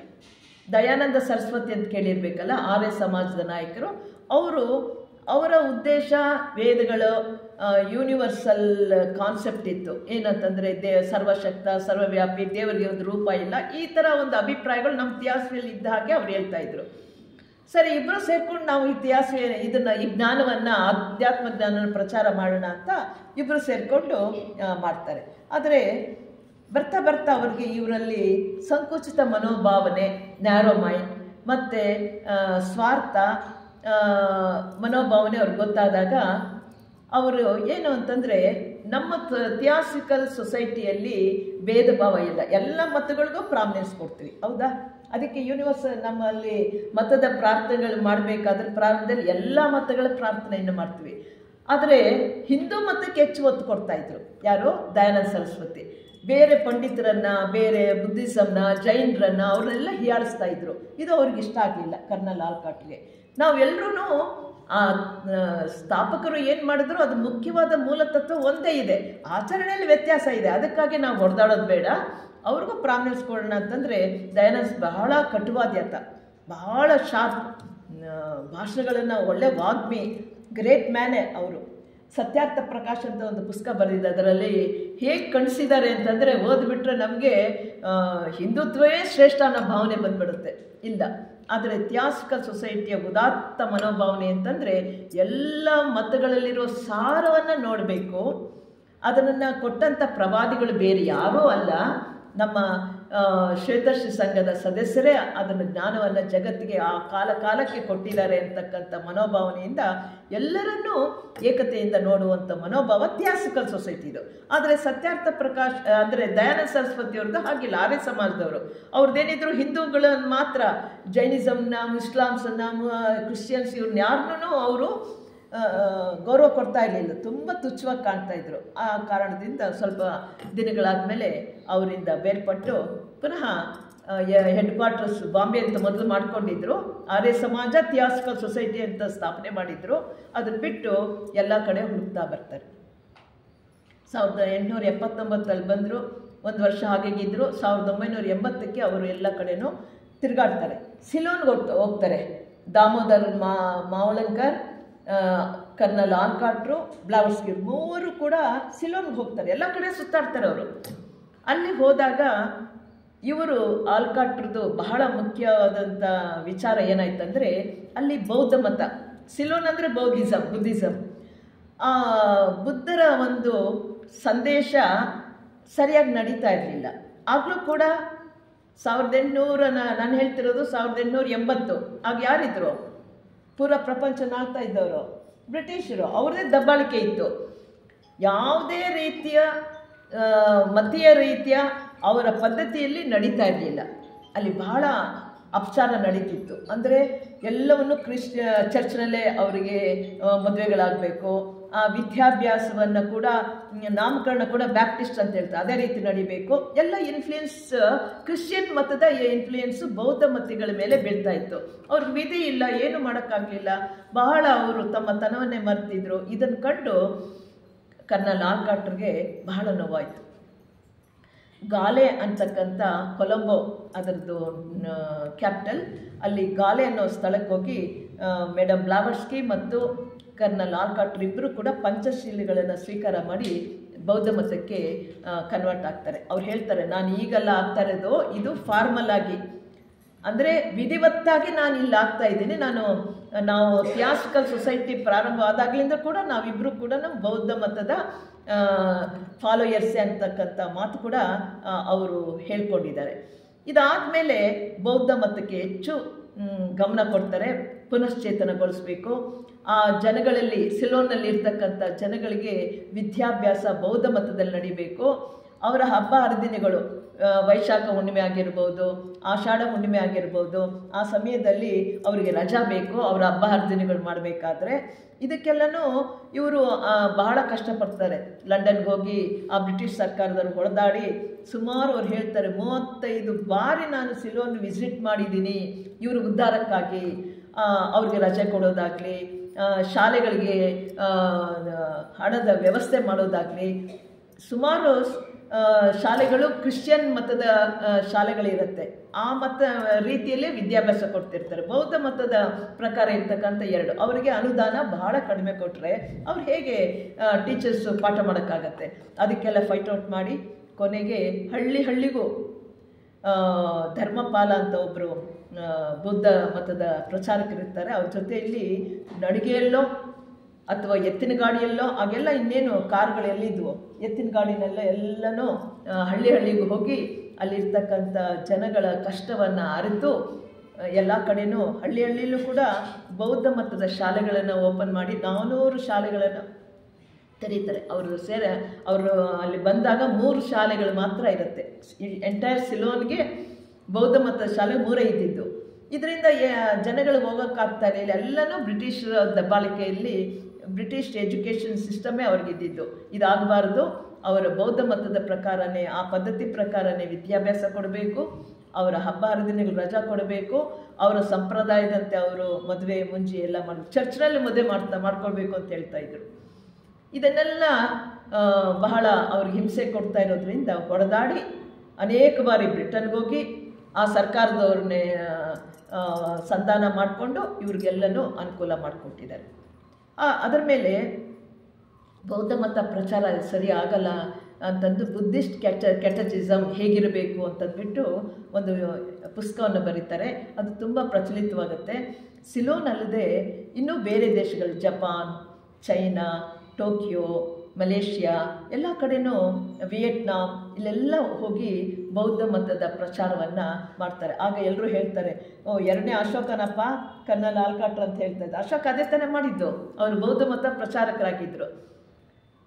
ಅದೇ ರೀತಿ ಇವರು ಕೂಡ, ಅಂದರೆ ಅವರು ಬೇರೆ ಅಲ್ಲ ಇವರು ಬೇರೆ ಅಲ್ಲ. ಹಿಂದಿನ ಜನ್ಮದಲ್ಲಿ ಅಶೋಕ, ಈ ಜನ್ಮದಲ್ಲಿ ಕರ್ನಲ್ ಆಲ್ಕಾಟ್ರ ಆಗಿದ್ದರು. ಅದೇ ನೋಡಿ, ನಾವು ಏನು ಕೆಲಸ ಮಾಡ್ತೀವಿ ಇದೆಲ್ಲ ನಮ್ಗೆ ಗೊತ್ತಾಗೋದೇನೆಂದರೆ, ಈಗ ನಾವು ಏನು ಸ್ವಭಾವವನ್ನು, ಯಾವ ದಿಕ್ಕಿನಲ್ಲಿ ಹೋಗಬೇಕು ಅಂತ ಧ್ಯೇಯವನ್ನು ನಾವು ಪೋಷಿಸ್ತೀವೋ ಅದು ಮುಂದಿನ ಜನ್ಮಕ್ಕೂ ಮುಂದುವರಿಯುತ್ತೆ.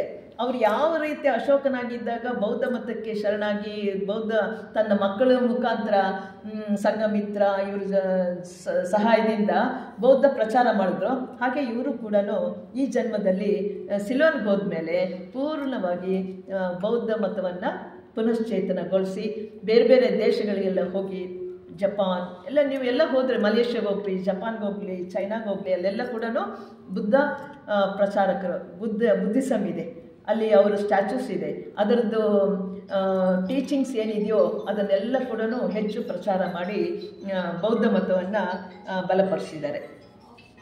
ಹೀಗೆ ಕರ್ನಲ್ ಆಲ್ಕಾಟ್ರು ಎಲ್ಲ ಕಡೆಗೂ ಹೋಗಿ ಮಾಡಿದ್ದು ವಿಚಾರವನ್ನು ತೆಗೆದುಕೊಂಡ್ರೆ, ಮುಖ್ಯವಾಗಿ ಇನ್ನೊಂದು ವಿಚಾರಕ್ಕೆ ಬರೋಣ. ಅಡಿಯಾರ್ ಅಂತಕ್ಕಂಥದ್ದನ್ನು ಬರೀ ಆಲ್ಕಾಟ್ರದ್ದು ಹೇಳ್ತೀನಿ, ಅಡಿಯಾರ್ ಫಸ್ಟ್ ಹೇಳ್ಬಿಡೋಣ. ಅಡಿಯಾರ್ ಅಂತಕ್ಕಂಥ ಸ್ಥಳ ಇದೆಲ್ಲ ಹುಡ್ಕೊಂಡು ಎಲ್ಲ ಬಂದ ಮೇಲೆ ಅವರು 1882 ಡಿಸೆಂಬರ್ ಅಲ್ಲಿಗೆ ಬಂದಾಗ ಅವರಿಗೆ ಯಾರೋ ಹೇಳ್ತಾರೆ, ಆಗ ಚೆನ್ನೈ ಅಂತಿರಲಿಲ್ಲ, ಮದ್ರಾಸ್ ಅಂತಿದ್ರು. ಮದ್ರಾಸ್ನ ಉಪಪಟ್ಟಣದಲ್ಲಿ ಅಡಿಯಾರ್ ನದಿ ಹರಿಯುತ್ತೆ. ಅದರ ದಂಡೆ ಮೇಲೆ ಒಂದು ಇಷ್ಟು ಸ್ಥಳವನ್ನು ಮಾರಾಟಕ್ಕಿದೆ, ತುಂಬ ಚೆನ್ನಾಗಿದೆ ಅಂತ ಹೇಳ್ತಾರೆ. ಇವರಿಬ್ಬರು ಹೋಗ್ತಾರೆ, ಯಾರು, ಮೇಡಮ್ ಬ್ಲಾವರ್ಸ್ಕಿ ಮತ್ತು ಕರ್ನಲ್. 27 ಎಕರೆ ಮಾರಾಟಕ್ಕಿತ್ತು. ಇವರಲ್ಲಿ ಹೋಗಿ ನಿಂತ್ಕೊಂಡ ತಕ್ಷಣವೇ this is the right place for our masters home ಅಂತ ತೀರ್ಮಾನ ತಗೊಳ್ತಾರೆ. ಅಷ್ಟು ಆಕರ್ಷಣವಾಗಿತ್ತು ಅಡಿಯಾರ್. ನಾವು ಈಗ ಹೋಗ್ತೀವಲ್ಲ, ಹೆಡ್ ಕ್ವಾರ್ಟರ್ಸ್ ಇದೆಯಲ್ಲ, ಆ ಸ್ಥಳ ಹೆಡ್ ಕ್ವಾರ್ಟರ್ಸ್ ಹಾಲ್ ಏನಿದೆಯೋ ಅಲ್ಲಿ ಒಂದು ಮನೆ ಇತ್ತು. ಆಮೇಲೆ ಕ್ವಾರ್ಟರ್ಸ್ ಒಂದು ಮುಂದ್ಗಡೆ ಇತ್ತು, ಅಷ್ಟೇ ಇದ್ದಿದ್ದು. ಇನ್ನು ಉಳಿದ 27 ಎಕರೆ ಖಾಲಿ ಜಾಗ ಇತ್ತು, ಮರಗಳಿಂದ ತುಂಬಿತ್ತು. ಅಲ್ಲಿ ಆ ಪ್ರಶಸ್ತವಾದ ಸ್ಥಳಕ್ಕೆ ಕಾಲಿಟ್ಟು ಕೂಡಲೇ this is the right place, ಇದು ಸರಿಯಾದ ಸ್ಥಳ ಅಂತಂದ್ಬಿಟ್ಟು ಆಯ್ಕೆ ಮಾಡ್ಕೊಳ್ತಾರೆ. ಅದಕ್ಕೆ ಯಾರು ಓನರ್ ಇರ್ತಾರೋ ಅವ್ರ ಹತ್ರ ವ್ಯವಹಾರ ಮಾಡಿ ಸುಮಾರು 600 ಪೌಂಡ್ ಆ ಕಾಲಕ್ಕೆ, ಅಂದರೆ ಈಗಿನ ಇದಕ್ಕೆ 9,000 ರೂಪಾಯಿಗಳು. ಅಷ್ಟು ತಕ್ಷಣ ಅವ್ರ ಹತ್ರ ದುಡ್ಡು ಶಾರ್ಟೇಜ್ ಇರುತ್ತೆ. ಸುಬ್ಬಯ್ಯ ಚೆಟ್ಟಿ ಅಂತ ಇನ್ನೊಬ್ಬರು ಮೆಂಬರ್ ಇರ್ತಾರೆ. ಅವರು ನಾನು ಸಹಾಯ ಮಾಡ್ತೀನಿ, ಅವರಿಂದ ಸಾಲ ತಗೊಂಡು ಆ ಜಾಗವನ್ನು ಕೊಂಡ್ಕೊಳ್ತಾರೆ. ಅದು ಅಷ್ಟೇ, ಆ ಸಾಲನ್ನು ಕೇಳಿದ್ರೆ ಸುಬ್ಬಯ್ಯ ಚೆಟ್ಟಿ ಅಪ್ಪ ಇದ್ಕೊಂಡು, ಯಾರೋ ಫಾರಿನರ್ಸ್ ಬಂದಿದ್ದಾರಂತೆ, ಅವರು ಪಾಶ್ಚಿಮಾತ್ಯರು, ಅವ್ರು ಯಾವುದೋ ಸಂಘಕ್ಕೆ ಹೋಗ್ತಾ ಇದ್ದಾರೆ, ಅವ್ರಿಗೆಲ್ಲ ದುಡ್ಡು ಕೊಡ್ತಾರಂತೆ, ನೀನೇನು ಬುದ್ಧಿಗೆದ್ದೆ ಇದೆಯೋ, ಅವರು ಬಿಸ್ನೆಸ್ ಮ್ಯಾನು, ನೀನು ಹಿಂಗೆಲ್ಲ ಕೊಡಬೇಡ ಅಂತ ಬೈದ್ಬಿಟ್ಟಿರ್ತಾರೆ. ಆಮೇಲೆ ಅವತ್ತು ಮಲ್ಕೊಂಡ್ಮೇಲೆ ಅವ್ರ ಅಪ್ಪನ ಸುಬೇಶ್ ಶೆಟ್ಟಿ ಅಪ್ಪನ ಕನಸಿನಲ್ಲಿ ಮಹರ್ಷಿಗಳೊಬ್ಬರು ಬರ್ತಾರೆ. ಒಬ್ಬರು ರುಮಾಲ್ ಇಟ್ಕೊಂಡು ಇದಿರೋರು, ನೋಡು ಈ ಒಂದು ಅವಕಾಶ ಬಂದಿದೆ, ನಿಮ್ಮ ಚೆನ್ನೈನಲ್ಲಿ ಒಂದು ಅಂತಾರಾಷ್ಟ್ರೀಯ ಮಟ್ಟ ಅಧ್ಯಾತ್ಮ ಕೇಂದ್ರ ಸ್ಥಾಪನೆ ಆಗಲಿದೆ, ನೀನು ಇದಕ್ಕೆ ಸಹಾಯ ಮಾಡಿದ್ರೆ ನಿನ್ನ ವಂಶ ಕೂಡ ಉದ್ಧಾರ ಆಗುತ್ತೆ, ಜಗತ್ತಿಗೆ ಒಳ್ಳೆ ಮಾಡಿದಂತಾಗತ್ತೆ, ನೀನು ಮೊದಲು ಸಹಾಯ ಮಾಡು ಅಂತ ಕನಸಲ್ಲಿ ಬಂದು ವಿಚಾರ ಹೇಳ್ತಾರೆ. ಬೆಳಗ್ಗೆ ಎದ್ದ ತಕ್ಷಣವೇ ಮಗನ ಕರೆದ್ಬಿಟ್ಟು, ಹೋಗು, ನೀವು ಯಾರೋ ಹೇಳಿದ್ರಲ್ಲ, ಯಾರೋ ಅಮ್ಮ ಬರ್ತಾರೆ ಬ್ಲೌಸ್ಗೆ ಅಮ್ಮ ಅಂತ, ಅವ್ರು ದುಡ್ಡು ಕೊಟ್ಬಿಟ್ಟು ಕೊಂಡ್ಕೊಳ್ಳೋಕೆ ಸಹಾಯ ಮಾಡಿ, ನಿನ್ನೆಲ್ಲ ಬೈದ್ರೇನಪ್ಪ ಇವತ್ತು ಹಿಂಗೆ ಹೇಳ್ತಾರಲ್ಲ ಅಂತ ಗಾಬರಿ ಆಗುತ್ತೆ. ಸರಿ, ಏನೋ ಅಪ್ಪ ಹೇಗೆ ಕೊಡ್ತೀರ ಅಂದ್ರಲ್ಲ ಅಂತ ದುಡ್ಡು ತಗೊಂಡು ಕೊಡ್ತಾರೆ. ಆ ಜಾಗವನ್ನು ನೋಡಿ, ಅವರ ಮಕ್ಕಳು, ಮೊಮ್ಮಕ್ಕಳು, ಮರಿಮಕ್ಕಳು ಕೂಡ ಥಿಯಾಸಿಕಲ್ ಸೊಸೈಟಿಯಲ್ಲಿ ಹೆಚ್ಚು ಬೆಳೀತಾ ಇದ್ದಾರೆ. ಥಿಯಾಸಿಕಲ್ ಸೊಸೈಟಿಯಲ್ಲಿ ಹೊರಗಡೆನೂ ಅವರು ಇದ್ದಾರೆ. ಮೈತ್ರೆ ಅಂತ ಕೇಳಿರಬೇಕು, ಅವರ ಸುಬೇಶ್ ಶೆಟ್ಟಿಯ ವಂಶಸ್ಥರು. ಅವ್ರ ಮಗಳು ಉಪಾಸಿಕಾ ಅಂತ, ಆಕೆನೂ ಕೂಡ ತುಂಬ ವಿಚಾರವಂತಳು, ಚೆನ್ನಾಗಿ ಬೆಳೆದಿದ್ದಾಳೆ. ಹೀಗೆ ಅಡಿಯಾರ್ ಅಂತಕ್ಕಂಥದ್ದನ್ನು 27 ಎಕರೆ ತಗೊಂಡ್ರು. ಯಾರು? ಕರ್ನಲ್ ಆಲ್ಕಾಟ್ರು. ಮತ್ತು ಸ್ವಲ್ಪ ಸಾಲ ಮಾಡಿ ಜಾಗವನ್ನು ತೆಗೆದುಕೊಂಡ್ರು.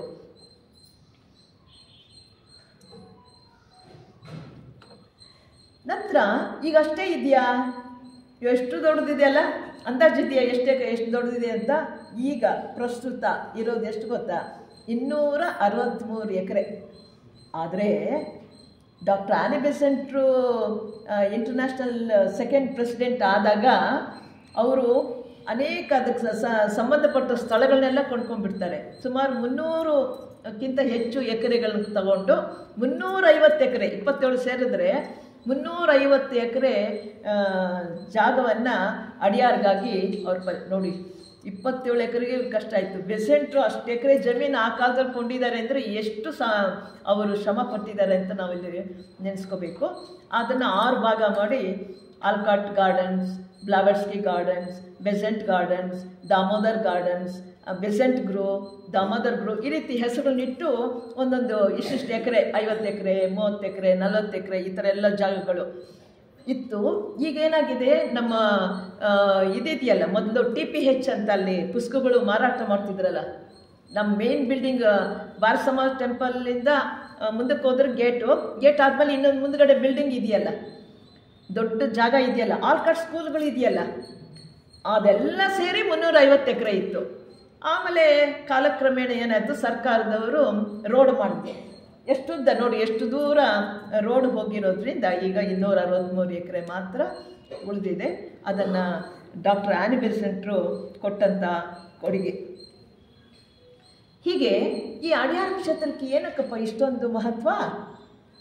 ಜಾಗ ಇವ್ರು ತಗೊಂಡ್ರು, ಅವ್ರು ತಗೊಂಡ್ರು ಅಂತ ಹೇಳೋದಾದರೆ ಅವ್ರು ಹೇಳ್ತಾರೆ, ಡಾಕ್ಟರ್ ಆನಿ ಬೆಸೆಂಟ್ರು ಮಾತಲ್ಲಿ ಹೇಳೋಣ, Adyar is the home of the master.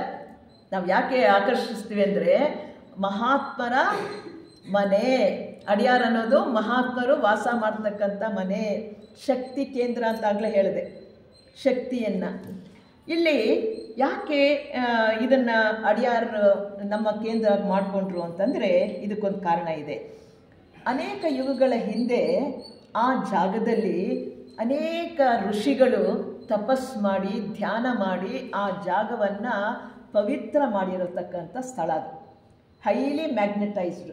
ಎಲ್ಲಾದರೂ ಒಂದು ಕಡೆ ನೀವು ಪೂಜೆ, ದೇವಸ್ಥಾನಗಳಲ್ಲಿ ಪೂಜೆ, ಪ್ರತಿದಿನ ಅರ್ಚನೆ ಇವೆಲ್ಲ ಮಾಡ್ತಿದ್ರೆ ಆ ಜಾಗ ಪವಿತ್ರ ಆಗೋ ಹಾಗೆ ಹಿಂದಿನ ಯುಗದಲ್ಲಿ, ಹಿಂದಿನ ಯುಗ ಅಂದರೆ ಅಟ್ಲಾಂಟಿಕ್ ಖಂಡನಕ್ಕೆ ತಗೊಳ್ಬೇಕಾದ್ರೆ ಆ ಋಷಿ ಮುನಿಗಳು ಅಲ್ಲಿ ತಪಸ್ ಮಾಡಿ, ಧ್ಯಾನ ಮಾಡಿ ಆ ಜಾಗವನ್ನು ಪವಿತ್ರ ಮಾಡಿರ್ತಕ್ಕಂಥ ಸ್ಥಳ. ಆದ್ದರಿಂದ ಅವರು ಮಹಾತ್ಮರು ಇವರಿಗೆ ಒಪ್ಪಿಗೆ ಕೊಟ್ಟರು, ತಗೊಳ್ಳಿ ಅಂತಂದ್ಬಿಟ್ಟು. ಖುಷಿ ಆಯಿತು, ಯಾಕೆಂದರೆ ಅದು ಪವಿತ್ರ ಸ್ಥಳ, ಅಲ್ಲಿ ಬೇಕಾದಷ್ಟು ಶಕ್ತಿ ಹರಿತಾ ಇದೆ ಅಂತಂದ್ಬಿಟ್ಟು ಅವರ ಮನೆಯಾಗಿ ತೆಗೆದುಕೊಳ್ತಾರೆ. ಇದು ಆಧ್ಯಾತ್ಮಿಕವಾಗಿ ಪವಿತ್ರ ಸ್ಥಳವೇ.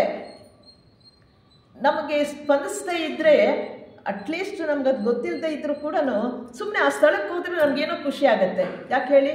ಏನೋ ಪ್ರಶಾಂತವಾಗಿದೆ, ಅಲ್ಲಿ ಸುಂದರವಾದ ವನ್ಯ ಸಂಪತ್ತು, ಹಸಿರು ಸಂಪತ್ತಿದೆ, ಪಕ್ಷಿಗಳು, ಅಲ್ಲಿ ನವಿಲುಗಳು, ಈಗೆಲ್ಲ ನವಿಲೆಲ್ಲ ಅಲ್ಲಿ ಓಡಾಡ್ತಾ ಇರುತ್ತೆ. ಇದೆಲ್ಲ ಸುಂದರವಾಗಿರ್ತಕ್ಕಂಥ, ರಮ್ಯವಾಗಿರ್ತಕ್ಕಂಥ, ಶಾಂತಿ ಕೊಡ್ತಕ್ಕಂಥ ಒಂದು ಸ್ಥಳವಾಗಿದೆ. ಇದು ಇನ್ನೂ ಒಂದು ಅಟ್ರಾಕ್ಷನ್ ಏನಿದೆ ಹೇಳಿ, ಅಲ್ಲಿ ಸಾಧಾರಣ ಅಲ್ಲಿ ನೀವು ಆಟೋದವ್ರಿಗೆ ಹೇಳಬೇಕಾದ್ರೆ ಬಿಗ್ ಬ್ಯಾನಿಯನ್ ಟ್ರೀ ಅಂತೇಳಿ, ಆಲದ ಮರ ಅಂತ ಹೇಳ್ತಾರೆ, ಹೌದಾ? ಇದನ್ನು ಕೊಡುವಾಗ 500 ವರ್ಷಗಳ ಹಿಂದೆ ಅಲ್ಲಿ ಒಂದು ದೊಡ್ಡ ಆಲದ ಮರ, ಅದರ ವರ್ಷ 500 ವರ್ಷ ಅಥವಾ ಈಗ 550 ವರ್ಷ ಇರ್ಬೋದು, ದೊಡ್ಡ ಆಲದ ಮರ ಅಂತ. ಹಿಂದೆ ಈ ಜಾಗವನ್ನು ಕೊಂಡ್ಕೊಂಡಾಗ ಆ ಆಲದ ಮರದ ಕೆಳಗಡೆನೇ ಕನ್ವೆನ್ಷನ್ ಮಾಡ್ತಾ ಇದ್ದಿದ್ದು. ಜಯಕೃಷ್ಣಮೂರ್ತಿಯವರು ಕೂಡ ಭಾಷಣ ಮಾಡಿದ್ದು ಆ ಆಲದ ಮರ ಇದೆಯಲ್ಲ ಆ ಪಕ್ಕದಲ್ಲೇ. ಆದರೆ ಬರ್ತಾ ಬರ್ತಾ ಈಗ ನೀವು ನೋಡಿದ್ರೆ ಮೊದಲಿನ ಆಲದ ಮರ ನಿಮ್ಗೆ ಕಾಣಲ್ಲ. ನಾವು ಮೊದಲು ಹೋಗ್ತಾ ಇದ್ದಾಗ ನೋಡಿದ್ವಿ, 1980ರಲ್ಲಿ ನಾವು ಹೋದಾಗ ಅದರ ಬುಡ ಇತ್ತು, ಇಷ್ಟು ದೊಡ್ಡ ಮನೆ, ಅಷ್ಟು ದೊಡ್ಡ ಬುಡ, ಮತ್ತು ರೆಂಬೆಗಳೆಲ್ಲ ಹೋಗಿ ಅದನ್ನು ಫ್ರೂಟ್ಸ್ ಅಂತ ಹೇಳ್ತೀವಿ, ಎಲ್ಲ ಹಬ್ಕೊಂಡಿದೆ. ಈಗ ಆ ಬುಡ ಬಿದ್ದು ಹೋಯ್ತು, ಟ್ರಂಕ್ ಅಂತೀವಲ್ಲ, ಮರಕ್ಕೆ ಬುಡ ಅಂತೀವಲ್ಲ, ಅದು ಬಿದ್ದು ಹೋಗಿ ಈಗ ರೆಂಬೆಗಳು ಆ ಫ್ರೂಟ್ಸಿಂದ ಹಬ್ಕೊಂಡು ವಿಶಾಲವಾಗಿದೆ. ಮೊದಲನಷ್ಟು ಆಕರ್ಷಣೆ ಕಡಿಮೆ ಆಗಿದೆ, ಆದರೂ ಕೂಡ ವಿಶಾಲವಾಗಿರ್ತಕ್ಕಂಥ ಪ್ರಿಸರ್ವ್ ಮಾಡಿದ್ದಾರೆ ಅದನ್ನು. ಇದು ಒಂದು ಆಕರ್ಷಣೀಯ ಸ್ಥಳವಾಗಿ ಇದೆ. ಅದೊಂದೇ ಅಲ್ಲ, ಭೌತಿಕ ಆಕರ್ಷಣೆ ಒಂದೇ ಅಲ್ಲ, ಇಲ್ಲಿ ಉನ್ನತವಾದಂಥ ಆದರ್ಶವಾದ ಸೋದರತ್ವ. ನವ್ಯಾಸ್ಕ ಸೊಸೈಟಿಯ ಮುಖ್ಯ ಧ್ಯೇಯ ಏನು ಹೇಳಿ? ವಿಶ್ವ ಭ್ರಾತೃತ್ವ, ಸೋದರತ್ವ. ಸೋದರತ್ವಕ್ಕೆ ಮುಖ್ಯವಾಗಿ ಬೇಕಾಗಿರೋದಂಥ ನಿಸ್ಪೃತೆಯಿಂದ ಪ್ರೇಮ, ತ್ಯಾಗ ಮತ್ತು ಅರ್ಪಣೆ, ಬಲಹೀನರಿಗೆ ಸೇವೆ ಮಾಡ್ತಕ್ಕಂಥದ್ದು. ಇಲ್ಲಿ ಎಲ್ಲರೂ ಒಂದೇ ಅಂತಕ್ಕಂಥ ಭಾವನೆಯಿಂದ ಉದಾತ್ತ ಧ್ಯೇಯ, ಇಲ್ಲಿ ಎಲ್ಲರೂ ಒಂದೇ ಏಕತೆ ಕಡೆಗೆ ನಮ್ಮನ್ನು ಕರ್ಕೊಂಡು ಹೋಗ್ತಕ್ಕಂಥ ಸ್ಥಳವಾಗಿ, ಆಕರ್ಷಣಾ ಸ್ಥಳವಾಗಿದೆ. ಅಲ್ಲಿ ಹೋದರೆ ಯಾವ ಭೇದ ಭಾವ ಇಲ್ಲ ಅನ್ನೋ ಭಾವನೆ ಬರುತ್ತೆ. ಅದರಿಂದ ಇಲ್ಲಿ ಅಡಿಯಾರ್ ಅಂತಕ್ಕಂಥದ್ದು ಒಂದು ಶಕ್ತಿ ಕೇಂದ್ರ. ಎಲ್ಲರೂ ಉನ್ನತ ಆಲೋಚನೆಗಳನ್ನು ಹೀರ್ಕೊಂಡು ಹೊರಗಡೆ ಚಿಮ್ತಾ ಇರುತ್ತೆ. ಆದ್ದರಿಂದ ನಮ್ಮ ಮನಸ್ಸು ಕೂಡ ತಿಳಿಯಾಗಿ ಸರಿಯಾಗಿ ಯೋಚನೆ ಮಾಡ್ತಕ್ಕಂಥ ಒಂದು ಶಕ್ತಿ ಕೂಡ ಬರುತ್ತೆ. ಈ ಸ್ಥಳ ಹೈಲಿ ಮ್ಯಾಗ್ನೆಟೈಸ್ಡ್. ಆ ಸ್ಥಳಕ್ಕೆ ಹೋದರೆ ಯಾವ ಒಂದು ಉದ್ದೇಶ ಇದ್ರೂ ಕೂಡ ನಾವು ಕಾಮಾಗಿ ಯೋಚನೆ ಮಾಡ್ಬೋದು, ಸದ್ಭಾವನೆಗಳು ಉದ್ಭವ ಆಗುತ್ತೆ ಅಂತಕ್ಕಂಥದ್ದು ಹೇಳ್ಬೋದು. ಈ ಸ್ಥಳದಲ್ಲಿ ಕೆಲಸ ಮಾಡಬೇಕಾದ್ರೆ ನಾವು ಹಿಂದೆ ಏನಾದರೂ ಒಳ್ಳೆ ಕೆಲಸ ಮಾಡಿದರೆ ಮಾತ್ರ ಅಡಿಯಾರಲ್ಲಿ ಕೆಲಸ ಮಾಡೋಕ್ಕಾಗತ್ತೆ, ಇಲ್ಲಾಂದರೆ ಎಲ್ಲರೂ ಅಲ್ಲಿರೋಕ್ಕಾಗಲ್ಲ. ಅದೇ ರೀತಿ ಕರ್ನಲ್ ಆಲ್ಕಾಟ್ರು ಅಡಿಯಾರನ್ನ ಸ್ಥಾಪನೆ ಮಾಡಿ ಅಲ್ಲಿ ಕೆಲಸ ಮಾಡಬೇಕಾದ್ರೆ ಅವರಿಗೆ ಮಹಾತ್ಮರೊಡನೆ ಇದ್ದಂಥ ಸಂಬಂಧವೇ ಕಾರಣ. ಮಹಾತ್ಮರ ಸಂಪರ್ಕದಿಂದ ಅನೇಕ ಜನ್ಮಗಳಿಂದ, ಅಟ್ಲಾಂಟಿಕ್ ಯುಗದಿಂದ ಖಂಡದಲ್ಲೇ ಇವರು ಈ ಸೊಸೈಟಿಗೆ ಸ್ಥಾಪನೆ ಮಾಡಿದಂಥ ಮಹಾತ್ಮರ ಜೊತೆಯಲ್ಲಿ ಸಂಪರ್ಕವನ್ನು ಇಟ್ಕೊಂಡಿದ್ರು. ಅವರೇ ಮಹಾತ್ಮ ಮೌರ್ಯರು. ಅಟ್ಲಾಂಟಿಕ್ ಖಂಡದಲ್ಲೇ ಇವ್ರಿಗೆ ಸಂಪರ್ಕವಾಗಿತ್ತು. ಅವ್ರ ಮನೆಯಲ್ಲಿ ಒಬ್ಬ ಸಿಪಾಯಿಯಾಗಿ, ಅವ್ರ ಮೌರ್ಯರು ರಾಜರಾಗಿದ್ದರು. ಅವ್ರ ಮಗನಾಗಿ ಬ್ಲಾವರ್ಸ್ಕಿ ಹುಟ್ಟಿದ್ರು. ಕರ್ನಲ್ ಆಲ್ಕಾಟ್ರು ಕಾವಲುಗಾರನಾಗಿ, ಸೇವಕನಾಗಿ ಕೆಲಸ ಮಾಡಿದರು. ಆ ಮಹಾರಾಜನ ಚಕ್ರವರ್ತಿಯ ರಾಜ್ಯವನ್ನು ಭಾಳ ಸಂರಕ್ಷಣೆ ಮಾಡಿ ರಕ್ಷಿಸಿದ್ರಿಂದ, ಅವರ ಮಗನನ್ನು ರಕ್ಷಿಸಿದ್ರಿಂದ ಕೊನೆಗೆ ಅವರು ತಮ್ಮ ಪ್ರಾಣವನ್ನು ತ್ಯಾಗ ಮಾಡುವಂಥ ಸನ್ನಿವೇಶ ಬಂದಾಗ, ನೀನು ನಮಗಾಗಿ ಇಷ್ಟು ಇದು ಮಾಡಿದ್ಯಾ, ಏನು ಬೇಕಾದರೂ ಕೇಳು, ನಾನು ಕೊಡ್ತೀನಿ ಅಂದಾಗ ಅವರು ಆಗ ಒಂದು ಮಾತು ಕೇಳಿರ್ತಾರೆ, ನಿಮಗೂ ಮತ್ತು ನಿಮ್ಮ ಮಗನ ಜೊತೆಯಲ್ಲಿ ಜನ್ಮಗಳಲ್ಲೂ ಸೇವೆ ಮಾಡ್ತಕ್ಕಂಥ ಅವಕಾಶ ಕೊಡಿ ಅಂತ ಕೇಳ್ಕೊಂಡಿದ್ರಿಂದ ಅವರು ಆಶೀರ್ವಾದ ಮಾಡಿ ಅಟ್ಲಾಂಟಿಕ್ ಖಂಡ ಸುಮಾರು ಲಕ್ಷಾಂತರ ವರ್ಷಗಳ ಹಿಂದೆ ಅವ್ರ ಸಂಪರ್ಕ. ನಂತರ ಹಾಗೆ ಬ್ಲಾವರ್ಸ್ಕಿಯವರು ಆಲ್ಕಾಟ್ರು ಜೊತೆಯಲ್ಲೇ ಹುಟ್ಟೋದು, ಹಾಗೆ ಬೇರೆ ಬೇರೆ ಹುಟ್ಟಿದ್ರು ಕೂಡ ಒಂದು ಉದ್ದೇಶದಲ್ಲಿ ಇರ್ತಕ್ಕಂಥದ್ದು. ನಂತರ ಈ ಒಂದು ಕಲಿಯುಗದಲ್ಲಿ ಅಶೋಕ ಚಕ್ರವರ್ತಿಯಾಗಿ ಹುಟ್ಟಿದ್ರು ಕರ್ನಲ್ ಆಲ್ಕಾಟ್ರು. ಆಗ ಅವರಿಗೆ ಮಹಾತ್ಮರ ಸಂಪರ್ಕ ಇರಲ್ಲ, ಆದರೂ ಕೂಡ ಸಾಯುವ ಕಾಲದಲ್ಲಿ ಅವರಿಗೆ ತುಂಬ ನೋವಾಗ್ತಿರುತ್ತೆ. ಆಗ ಮಹಾತ್ಮ ಮೌರ್ಯರು ದರ್ಶನ ಕೊಟ್ಟು, ಅಟ್ಲಾಂಟಿಕ್ ಖಂಡದಲ್ಲಿ ನನ್ನ ಮನೆಯಲ್ಲಿ, ಅರಮನೆಯಲ್ಲಿ ಹೇಗೆ ನೀನು ಸೇವೆ ಮಾಡಿದೆ ಅಂತ ಚಿತ್ರ, ಮುಂದೆ ಥಿಯಾಸಫಿಕಲ್ ಸೊಸೈಟಿ 1875ರಲ್ಲಿ ನಿನ್ನಿಂದಲೇ ಸ್ಥಾಪನೆ ಆಗುತ್ತೆ ಅಂತ ಭವಿಷ್ಯವನ್ನು ತೋರಿಸಿದಾಗ ಅವ್ರಿಗೆ ಸಮಾಧಾನ ಆಗುತ್ತೆ. ಅಂದರೆ ನೋಡಿ, ಅವರು ಆ ಗುರುಗಳನ್ನು ಅವರು ಕೇಳ್ಕೊಂಡ್ರು, ನಿಮ್ಮ ಸಂಪರ್ಕದಲ್ಲಿ ನಾನು ಹುಟ್ಟಬೇಕು, ನಿಮ್ಮ ಸೇವೆ ಮಾಡ್ತಕ್ಕಂಥ ಅವಕಾಶ ಕೊಡಬೇಕು ಅಂತ ಕೇಳ್ಕೊಂಡಿದ್ದರಿಂದ ಆ ಜನ್ಮಾಂತರಗಳಿಂದ ಇವರು ಸಂಪರ್ಕದಲ್ಲೇ ಬಂದು ಕೊನೆಗೆ ಥಿಯಾಸಫಿಕಲ್ ಸೊಸೈಟಿ ಸ್ಥಾಪನೆಗೆ ಕಾರಣಕರ್ತರಾದರು. ಮುಂದೆ ಅವರು 6ನೇ ಮಹಾವಂಶದಲ್ಲಿ ಒಳ್ಳೆ ಹುದ್ದೆಗೆ ಹೋಗಿ ಥಿಯಾಸಫಿಕ್ ಕೆಲಸವನ್ನು ಮಾಡ್ತಕ್ಕಂಥ ಅವಕಾಶ ಸಿಗತ್ತೆ. ಇದನ್ನು ಅವರ ಒಂದು ಪುಣ್ಯದಿಂದ ಅದರ ಬಗ್ಗೆ ಮಹಾತ್ಮರು ಒಂದು ಮಾತು ಹೇಳ್ತಾರೆ, ಇವ್ರನ್ನ ಯಾಕೆ ಆಯ್ಕೆ ಮಾಡಿದ್ರು ಅಂತ. ಇವ್ರನ್ನ ಆಯ್ಕೆ ಮಾಡೋದಕ್ಕೆ ಮಹಾತ್ಮ ಮೌರ್ಯರು ಹೇಳ್ತಾರೆ, so casting about we found in America the man to stand as a leader, a man of great moral courage, unselfish and having other qualities. He was far from being the best, but he was the best one available. He stands with HVB. ನಾವು ಪೂರ ಜಗತ್ತನ್ನು ನೋಡಿದ್ವಿ. Theosophical ಸೊಸೈಟಿಗೆ ಸ್ಥಾಪಕರನ್ನ ಹುಡುಕಬೇಕಲ್ಲ, ಅವ್ರ ಮಹಾತ್ಮರು ಸ್ಥೂಲ ರೂಪದಲ್ಲಿ ನಮ್ಮ ಜೊತೆಯಲ್ಲಿ ಇರೋಕ್ಕಾಗಲ್ಲ, ಅವ್ರಿಗೆ ಶಿಷ್ಯರು ಬೇಕಾಗಿತ್ತು ಸ್ಥಾಪನೆಗೆ. ಅವರನ್ನು ಆ್ಯಕ್ಚುಲಿ ಥಿಯಾಸಫಿಕಲ್ ಸೊಸೈಟಿಗೆ ಮೂಲ ಸ್ಥಾಪಕರು ಮಹಾತ್ಮರೇ. ಆದರೆ ಜಗತ್ತಿಗೆ ನಾವೇನು ಹೇಳ್ತೀವಿ, ಸ್ಥಾಪಕರು ಯಾರು ಅಂದರೆ ಮೇಡಮ್ ಬ್ಲವರ್ಸ್ಕಿ, ಕರ್ನಲ್ ಆಲ್ಕಾಟ್ರು. ಅವರನ್ನು ಆಯ್ಕೆ ಮಾಡಿದವ್ರು ಯಾರು? ಮಹಾತ್ಮ ಮೌರ್ಯರೇ. ಅವರೇ ಹೇಳ್ತಾರೆ, ನಾವೆಲ್ಲ ಹುಡುಕಾಡಿದ್ವಿ, ಈ ಸಂಸ್ಥೆನ ಸ್ಥಾಪನೆ ಮಾಡಬೇಕು, ಯಾರಪ್ಪ ಇದ್ದಾರೆ ಅಂತಂದರೆ ಅವಾಗ ಕೇಳ್ಕೊಂಡಿದ್ರಲ್ಲ, ನಾನು ನಿಮ್ಮ ಸೇವೆ ಮಾಡ್ತೇನೆ ಅಂತ ಅವರು ಕಣ್ಣು ಮುಂದೆ ಬರ್ತಾರೆ. ಹಾಗೆ ಬ್ಲಾವರ್ಸ್ಕಿನೂ ಬರ್ತಾರೆ. ಅವರಿಬ್ಬರನ್ನು ಇವರ ಕೆಲಸಕ್ಕೆ ಬೇರೆ ಬೇರೆ ಜಾಗದಲ್ಲಿ ಹುಟ್ಟುವಂತೆ ಏರ್ಪಾಟ್ ಮಾಡಿ, ಒಬ್ಬರು ಅಮೇರಿಕಾದಲ್ಲಿ ಇನ್ನೊಬ್ಬರು ರಷ್ಯಾದಲ್ಲಿ ಹುಟ್ಟುವಂತೆ ಮಾಡಿ ಅವರನ್ನು ಬಳಸ್ಕೊಂಡು ಮಾಡ್ತಾರೆ. ಯಾಕೆ ತೆಗೆದುಕೊಂಡ್ರು? ಇವರಲ್ಲಿ ವಿಶೇಷತೆ ಅಂತಂದರೆ ನಿಸ್ವಾರ್ಥಯುತವಾದ ಸೇವೆ ಬಹಳ ಮುಖ್ಯದು. ಮಾರಲ್ ಕರೇಜ್, ನೈತಿಕ ಎದೆಗಾರಿಕೆ ಬೇಕು. ಯಾವತ್ತೂ ಮೋಸ ಮಾಡಿಲ್ಲ, ಯಾವತ್ತೂ ಅನ್ಯಾಯ ಮಾಡಲ್ಲ, ಗುರುಗಳಿಗೆ ಪೂರ್ಣವಾಗಿ ಅರ್ಪಣೆ ಮಾಡ್ಕೊಂಡಿರ್ತಕ್ಕಂಥ ಧೈರ್ಯ. ನಾನು ಯಾವತ್ತೂ ತಪ್ಪು ಮಾಡಿಲ್ಲ, ನನಗಾಗಿ ನಾನು ದುಡಿತಿಲ್ಲ, ನಾನೆಲ್ಲ ಗುರುಗಳ ಸೇವೆ ಮಾಡ್ತೇನೆ ಅಂತ ಅವತ್ತು ಏನು ಮಾತು ಕೊಟ್ಟರೋ ಆ ಮಾತಿನಂತೆ ನಡೀತಕ್ಕಂಥ ಗುಣ, ವಿಶೇಷ ಗುಣ ಇವರಲ್ಲಿ ಕಂಡು ಬಂತು.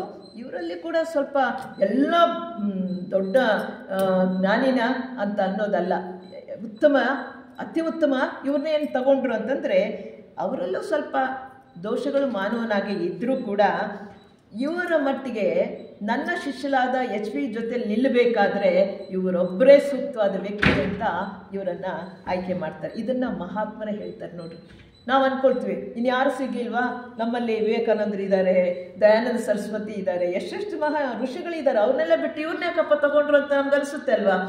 ಅಮೇರಿಕಾದಲ್ಲಿ ಒಬ್ಬರಂತೆ, ರಷ್ಯಾದಲ್ಲಿ. ಅವರು ಯಾರೂ ಅಲ್ಲ, ಅವರು ಈ ಮೌರ್ಯ ಮಹಾವಂಶದಲ್ಲಿ ಅವ್ರ ಮಕ್ಕಳಾಗಿ ಹುಟ್ಟಿದವರು, ಅವ್ರ ಜೊತೆಯಲ್ಲಿ ಕೆಲಸ ಮಾಡಿದವರು, ಈ ಭಾರತದಲ್ಲಿದ್ದವರು. ಆದರೆ ಕಾರಣಾಂತರದಿಂದ ಆ ಬೇರೆ ಬೇರೆ ದೇಶಗಳಲ್ಲಿ ಅವರು ಹುಟ್ಟಿರೋದು ಅಷ್ಟೇ ಕಾಣುತ್ತೆ. ನಾವು ಈಗಿನ ನೋಡ್ತೀವಿ, ಹಿಂದಿಂದು ನೋಡ್ತಾ ಇಲ್ಲ. ಜನ್ಮಾಂತರ ಸಂಬಂಧ ಅದು ಮಹಾತ್ಮರಿಗೂ ಮತ್ತು ಕರ್ನಲ್ ಆಲ್ಕಾಟ್ ಮತ್ತು ಬ್ಲಾವರ್ಸ್ಕಿ ಅವರಿಗೆ. ಇದನ್ನು ಲೆಡ್ಬಿಟ್ರವರು ತುಂಬ ಚೆನ್ನಾಗಿ ಹೇಳ್ತಾರೆ.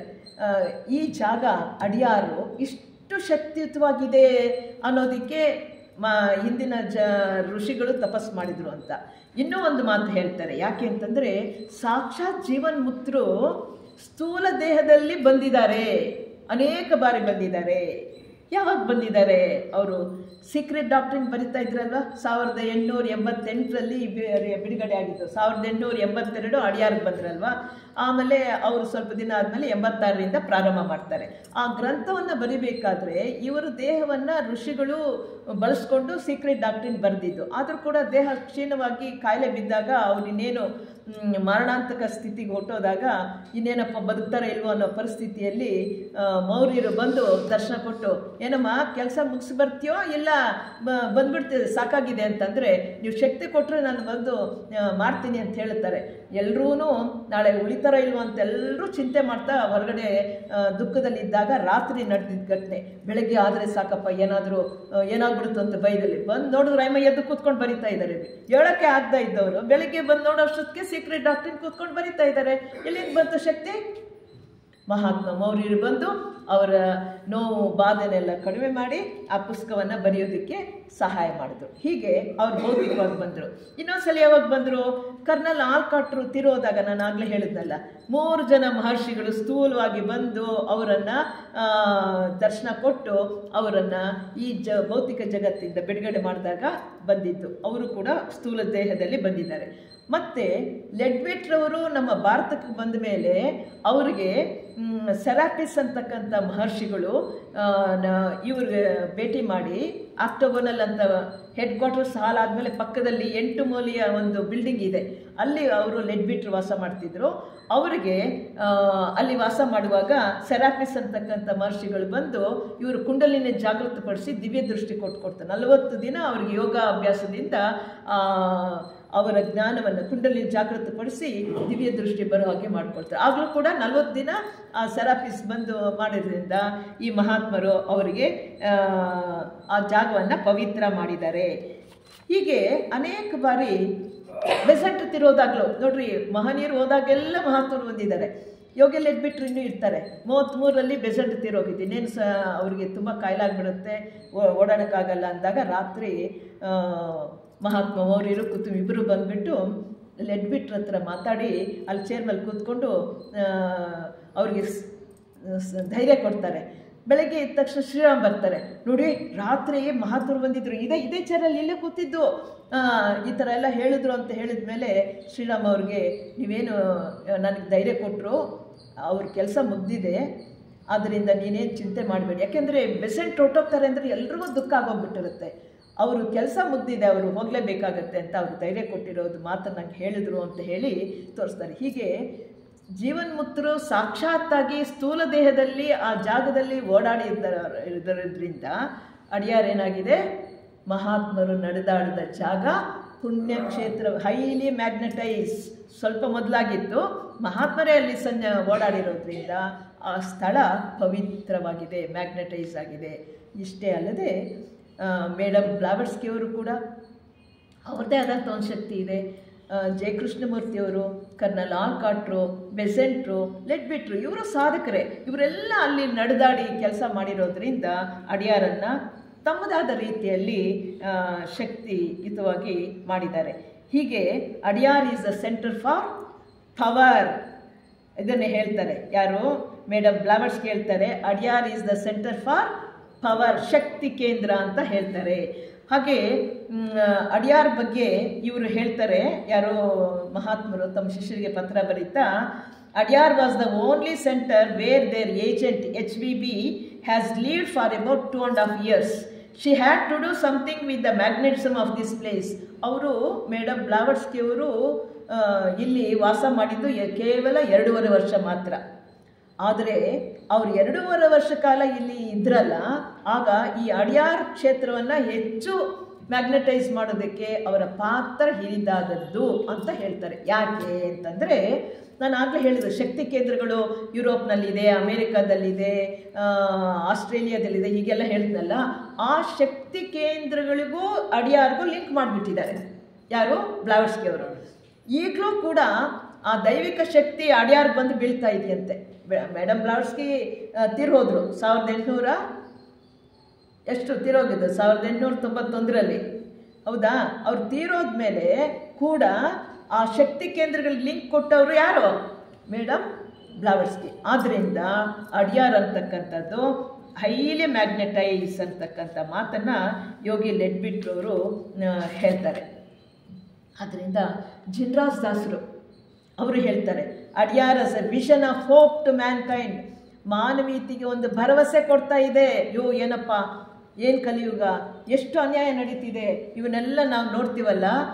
ಅಂದರೆ ಮಾನವನ ಅಭಿವೃದ್ಧಿಗೆ, ಮಾನವನ ಬೆಳವಣಿಗೆಗೆ ಒಂದು ಭರವಸೆ ಕೊಡ್ತಾ ಇರೋದು ಅಡಿಯಾರ್. ಭವಿಷ್ಯದಲ್ಲಿ ಒಂದೇ ಮತ, ಯಾವುದು? ಥಿಯಾಸಫಿ ಅನ್ನೋದು ಒಂದೇ ಮತ ಉಳ್ಕೊಳ್ಳುತ್ತೆ. ಆ ಮತದಲ್ಲಿ ಈ ಎಲ್ಲ ಮಾನವರು ಆಧ್ಯಾತ್ಮಿಕ ಪ್ರಗತಿಯನ್ನು ಸಾಧಿಸ್ತಾರೆ ಅಂತಕ್ಕಂಥ ಭವಿಷ್ಯವಾಣಿಯನ್ನು ಸೋದರ ಜಿನ್ರಾಸ್ ದಾಸರು ಹೇಳ್ತಾರೆ. ಅಂದರೆ it is a centre for peace, ಶಾಂತಿ ಕೇಂದ್ರವಾಗತ್ತೆ ಅಡಿಯಾರನ್ನು. ನೋಡಿ ಎಷ್ಟು ಪವಿತ್ರವಾದ ಸ್ಥಳವನ್ನು ಆಯ್ಕೆ ಮಾಡಿದ್ದಾರೆ, ಎಷ್ಟು ಶಕ್ತಿಯುತವಾಗಿದೆ ಅನ್ನೋದು ಮಾತು ಹೇಳ್ತಾರೆ. ಹಾಗೆ ಅಡಿಯಾರ್ನಲ್ಲಿ ಇದ್ದರೆ ವಿ ಥಿಂಕ್ ಹೇಳ್ತಾರೆ, it is A place where one can thinks better thoughts than elsewhere. ಆ ಜಾಗದಲ್ಲಿ ನಮ್ಮ ಆಲೋಚನೆಗಳು ಪರಿಶುದ್ಧವಾಗಿ ರೈಟ್ ಥಿಂಕಿಂಗ್ ಅಂತ ಹೇಳಿ ಸಮ್ಯಕ್ ಜ್ಞಾನ ಅಲ್ಲಿ ಬರುತ್ತೆ ಅಂತಕ್ಕಂಥ ಮಾತು ಜಿನರಾಜ್ ದಾಸರು ಹೇಳ್ತಾರೆ. ಇಷ್ಟೇ ಅಲ್ಲ ನೋಡ್ರಿ, ಜಿನರಾಜ್ ದಾಸರ ಕೊಡುಗೆ ಅಪಾರವಾದದ್ದು. 1925 ಅಂದರೆ 50 ವರ್ಷ ಆಗಿತ್ತು ಸ್ಥಾಪನೆಯಾಗಿ. ಏನಂತಾರೆ, ಸ್ವರ್ಣ ಮಹೋತ್ಸವ ಅಂತ ಹೇಳ್ತಾರೆ. ಥಿಯಾಸಫಿಕಲ್ ಸೊಸೈಟಿಯ ಸ್ವರ್ಣ ಮಹೋತ್ಸವ ಯಾವಾಗ? 1925. ಆಗ ಅಂತಾರಾಷ್ಟ್ರೀಯ ಅಧ್ಯಕ್ಷರು ಯಾರು? ಆನಿ ಬೆಸೆಂಟ್ರು. ಆಗ ಇವರು ಸ್ವರ್ಣ ಮಹೋತ್ಸವ ನಡೆಸುವಾಗ ಎಲ್ಲ ದೇಶದವರು, ಯಾವ್ಯಾವ ರಾಷ್ಟ್ರಗಳಿದ್ವು ಅವರೆಲ್ಲರೂ ಆ ಕನ್ವೆನ್ಷನ್ಗೆ ಬರ್ತಾರಲ್ವ, ಅವ್ರಿಗೆಲ್ರಿಗೂ ಇವರು ವೈಸ್ ಪ್ರೆಸಿಡೆಂಟ್ ಆಗಿರ್ತಾರೆ. ಯಾರು? ಜಿನರಾಜ್ ದಾಸರು.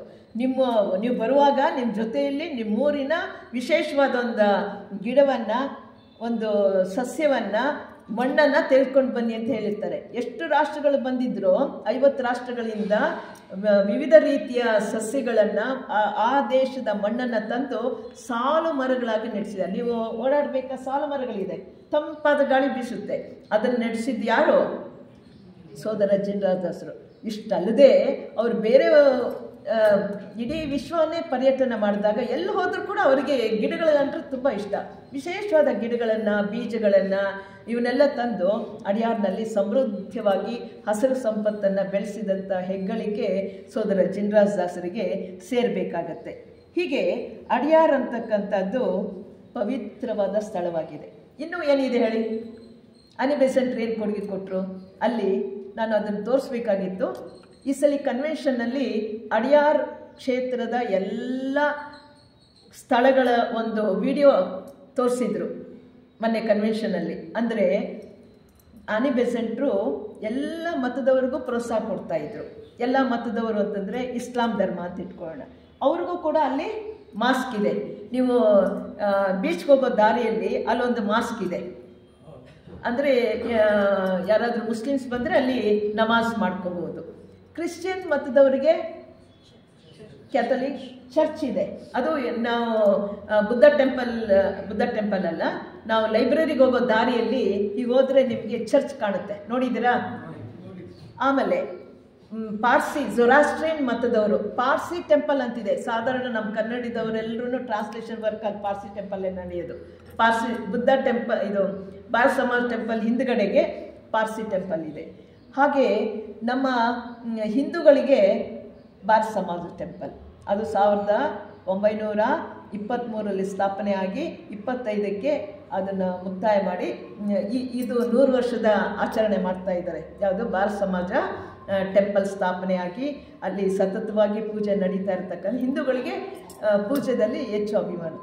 ಬುದ್ಧರಿಗೆ ಬುದ್ಧ ಟೆಂಪಲ್ ಇದೆ. ಇದನ್ನೆಲ್ಲ ತೋರಿಸಿದ್ರು ಮೊನ್ನೆ ಯಾವ್ಯಾವ ಜಾಗದಲ್ಲಿ. ಹೀಗೆ ಎಲ್ಲ ಮತದವ್ರಿಗೂ ಪ್ರಾಶಸ್ತ್ಯವನ್ನು ಕೊಟ್ಟಿರ್ತಕ್ಕಂಥ ಸಂಸ್ಥೆ ಅಂತಂದರೆ ಥಿಯಾಸಫಿಕಲ್ ಸೊಸೈಟಿ. ಬೆಸೆಂಟ್ರ ಮನೆಯಲ್ಲಿ ಒಬ್ಬರು ಆಳಿದ್ರು, ಮನೆಗೆ ಕಾವಲುಗಾರ. ಅವನಿಗೆ ಹನುಮಂತನ ಭಕ್ತ. ಇದು ಗುಜರಾತಿ ಕ್ವಾರ್ಟರ್ಸ್ ಹಿಂಭಾಗಕ್ಕೆ ಹೋದರೆ, ಗುಜರಾತಿ ಕ್ವಾರ್ಟರ್ಸ್ ನೋಡಿರ್ಬೋದು ನೀವು. ಬುದ್ಧ ಟೆಂಪಲ್ಗೆ ಹೋಗೋ ದಾರಿನಲ್ಲಿ ಗುಜರಾತ್ ಟೆಂಪಲ್ ಬರುತ್ತೆ. ಅದರ ಹಿಂಭಾಗದ ರೋಡ್ನಲ್ಲಿ ಹೋದರೆ ಸಣ್ಣದಾಗಿ ಒಂದು ಹನುಮಂತನದು ಒಂದು ಚಿಕ್ಕ ಗುಡಿ ಇದೆ. ಅದು ಯಾರಿಗೆ ಯಾವುದ್ರಲ್ಲಿ ಆಸಕ್ತಿ ಇದೆಯೋ ಆ ದೇವ್ರಿಗೆ ನೀವು ಪೂಜೆ ಮಾಡಿ, ಅವರೇನು ಬೇಡ ಅನ್ನಲ್ಲ. ಆದರೆ ಧರ್ಮ ನಡೆಯೋದು ಮಾತ್ರ ಒಂದೇ ರೀತಿ ಇರಬೇಕು ಅಂತಕ್ಕಂಥದ್ದು. ಬೆಸೆಂಟ್ರು ಎಲ್ಲ ಮತದವರಿಗೂ ಕೂಡ ಪ್ರಾಶಸ್ತ್ಯ ಕೊಟ್ಟು, ಎಲ್ಲ ಮತದವರು ಕೂಡ ನೋಡಿ ನಮ್ಮಲ್ಲಿ ಕಾರ್ಯಕ್ರಮ ಮಾಡಬೇಕು, ಎಲ್ಲ ಮತದ ಪ್ರಾರ್ಥನೆಗಳೆಲ್ಲ ಮಾಡ್ತೀವಲ್ಲ. ಅಂದರೆ ಇಲ್ಲಿ ಭೇದ ಭಾವ ಇಲ್ಲ, ಏನಿದೆ? ಏಕತೆಯನ್ನು ಕಾಣ್ತೀವಿ. ಇಂಥ ವಿಶೇಷವಾದಂಥ ಸ್ಥಳ ಅಡಿಯಾರ್, ಪವಿತ್ರವಾದಂಥ ಸ್ಥಳ ಅಡಿಯಾರಾಗಿದೆ. ಈ ಜಾಗದಲ್ಲಿ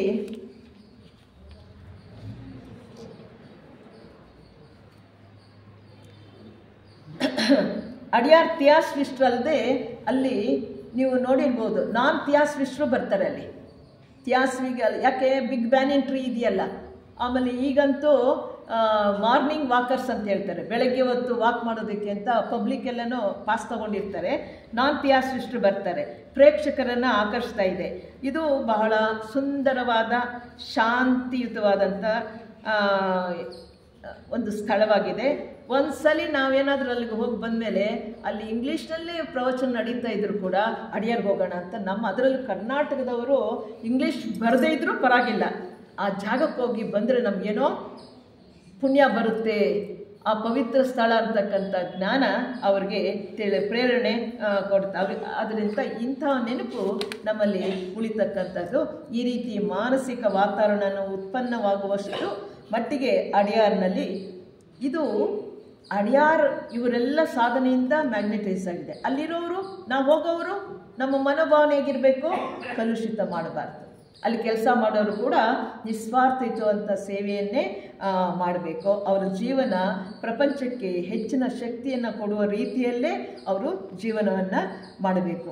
ಈ ದಿನ ಎಲ್ಲರೂ ಕೂಡ ಅಂದರೆ ಫೆಬ್ರವರಿ 17 ಎಲ್ಲ ಲಾಡ್ಜ್ನವರು ಸಭೆ ಕರೆದು ಅಡಿಯಾರ್ಗೆ ಯಾವ ರೀತಿ ನಾವು ಋಣಿಗಳಾಗಿದ್ದೀವಿ, ನಮಗೆ ಜ್ಞಾನವನ್ನು ಕೊಡ್ತಕ್ಕಂಥ, ಶಕ್ತಿಯನ್ನು ಕೊಡ್ತಕ್ಕಂಥ, ನಮ್ಮ ಎಲ್ಲ ಧರ್ಮಗಳನ್ನು ಏಕತೆಯನ್ನು ಕೊಡ್ತಕ್ಕಂಥ ಶಕ್ತಿ ಕೇಂದ್ರವಾಗಿರುವ ಅಡಿಯಾರ್ ಕಡೆಗೆ ನಾವೆಲ್ಲರೂ ಕೂಡ ಒಂದು ನಿಮಿಷ ಕಾಲ ಸುಮ್ಮನೆ ಇದ್ದು ಕೊನೆಯಲ್ಲಿ ಸದ್ಭಾವನೆಯನ್ನು, ಸಂಕಲ್ಪವನ್ನು ನಾವು ಅಡಿಯಾರ್ಗೆ ಅಂದರೆ ಫೆಬ್ರವರಿ 17 ಮನೇಲಿ ಇದ್ದು ಮಾಡ್ಬೋದಿತ್ತು, ಈಗಲೂ ಮಾಡೋಣ. ಈ ರೀತಿ ನಮಗೆ ತನು ಮನ ಧನ ನಮಗೇನಿರುತ್ತೋ ದೈಹಿಕವಾಗಿ ಸೇವೆ ಮಾಡ್ಬೋದು, ಮಾನಸಿಕವಾಗಿ ಸಂಕಲ್ಪ ಕಳಿಸ್ಬೋದು, ದುಡ್ಡಿದ್ದರೆ ಹಣವನ್ನು ಕೊಡ್ಬೋದು. ಅದರಿಂದ ಅಡಿಯಾರ್ ಡೊನೇಷನ್ ಅಂತ ಹೇಳ್ತೀವಿ. ಈ ದಿನದಂದು ಎಲ್ಲರೂ ಕೂಡ ಸಂಕಲ್ಪ ರೂಪದ ಜೊತೆಗೆ ಹಣವನ್ನು ಕೂಡ ನಾವು ಕಾಣಿಕೆಯಾಗಿ ಅಡಿಯಾರ್ಗೆ ಕಳಿಸ್ತೀವಿ. ಇದನ್ನು 3 ಭಾಗ ಮಾಡ್ತಾರೆ. ಒಂದು ಗಾರ್ಡನ್ ಮೇಂಟೆನೆನ್ಸ್ಗೆ ಉಪಯೋಗಿಸ್ತಾರೆ, ಇನ್ನೊಂದು ಆಲ್ಕಾಟ್ ಸ್ಕೂಲ್ನಲ್ಲಿ ಮತ್ತು ಹಾಸ್ಟೆಲಲ್ಲಿ ಮಕ್ಕಳು ಕೆಲಸ ಮಾಡೋರಿಗೆ ಲೈಬ್ರರಿಲಿ ಕೆಲಸ ನಡೀತಿದೆ. ಈ 3 ಕೆಲಸವನ್ನು ಮಾಡೋದಕ್ಕೆ ಈ ಹಣವನ್ನು ಉಪಯೋಗಿಸ್ಕೊಳ್ತಾರೆ. ಈ ರೀತಿ ಅಡಿಯಾರ್ ಮಹತ್ವ ನಾವು ತಕ್ಕ ಮಟ್ಟಿಗೆ ತಿಳ್ಕೊಂಡಿದ್ವಿ. ಅಲ್ಲಿ ಹೋಗಿ ಬಂದರೆ ಈಗ ನಾನು ಹೇಳಿದ್ದೆಲ್ಲ ನಿಮ್ಮ ಕಣ್ಮುಂದೆ ಬಂದಿರಬಹುದು. ಅಲ್ಲಿರ್ತಕ್ಕಂಥ ಟೆಂಪಲ್ಸು, ಅಲ್ಲಿರ್ತಕ್ಕಂಥ ವನ್ಯ ಸಂಪತ್ತು, ಅಲ್ಲಿರ್ತಕ್ಕಂಥ ಇನ್ನೂ ಒಂದು ವಿಚಾರ ಹೇಳೋದು ಮರ್ತೆ, ಅದರಲ್ಲಿ ಏನೇನಿದೆ, ವಸಂತ ಪ್ರೆಸ್ ಅನ್ನೋದಿದೆ ಅಡಿಯಾರ್ನಲ್ಲಿ, ನೋಡಿದ್ದೀರಾ? ಆಮೇಲೆ ಅಡಿಯಾರ್ ಲೈಬ್ರರಿ ಇದೆ, ಅದು ಆಲ್ಕಾಟ್ ವಿಚಾರ ಬಂದಾಗ ಹೇಳೋಣ ಅಂದ್ಕೊಂಡೆ. ಅಡಿಯಾರ್ ಲೈಬ್ರರಿ ಇದೆ, ಮ್ಯೂಸಿಯಂ ಇದೆ. ನೀವು ಕನ್ವೆನ್ಷನ್ಗೆ ಹೋದಾಗ ಮ್ಯೂಸಿಯಂ ಇನಾಗ್ರೇಟ್ ಮಾಡಿದ್ರು, ಅಡಿಯಾರ್ ಲೈಬ್ರರಿ ನೋಡ್ರಿ ಇದನ್ನೆಲ್ಲ ಹೇಳಿದ್ರು. ಅವುಗಳನ್ನೆಲ್ಲ ಕೂಡ ಅಡಿಯಾರ್ ಲೈಬ್ರರಿ ವಿಶೇಷವಾಗಿ ಸ್ಥಾಪನೆ ಆಗಿದ್ದು ಕರ್ನಲ್ ಆಲ್ಕಾಟ್ರಿಂದ 1886ರಲ್ಲಿ. 82ಕ್ಕೆ ಬಂದರು. 86ರಲ್ಲಿ ಏನು ಮಾಡ್ತಾಯಿದ್ರು, ಈ ಫಾರಿನರ್ಸು ನಮ್ಮ ಹಿಂದೂ ಅಥವಾ ಈ ಆಧ್ಯಾತ್ಮಿಕ ಲಿಟ್ರೇಚರ್ನೆಲ್ಲನೂ ತೂಕದಲ್ಲಿ ಮಾರ್ತಾಯಿದ್ರು.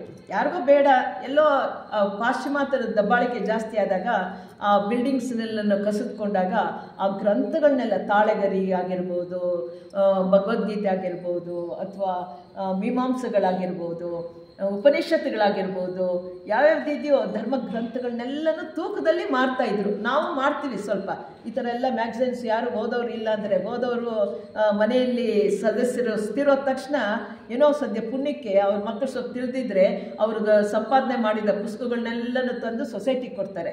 ಇನ್ನು ಕೆಲವರು ಬರಲಿಲ್ಲ ಅಂದರೆ ಏನು ಮಾಡ್ತಾರೆ, ತೂಕಕ್ಕೆ ಹಾಕಿ ಮಾರ್ತಾರೆ.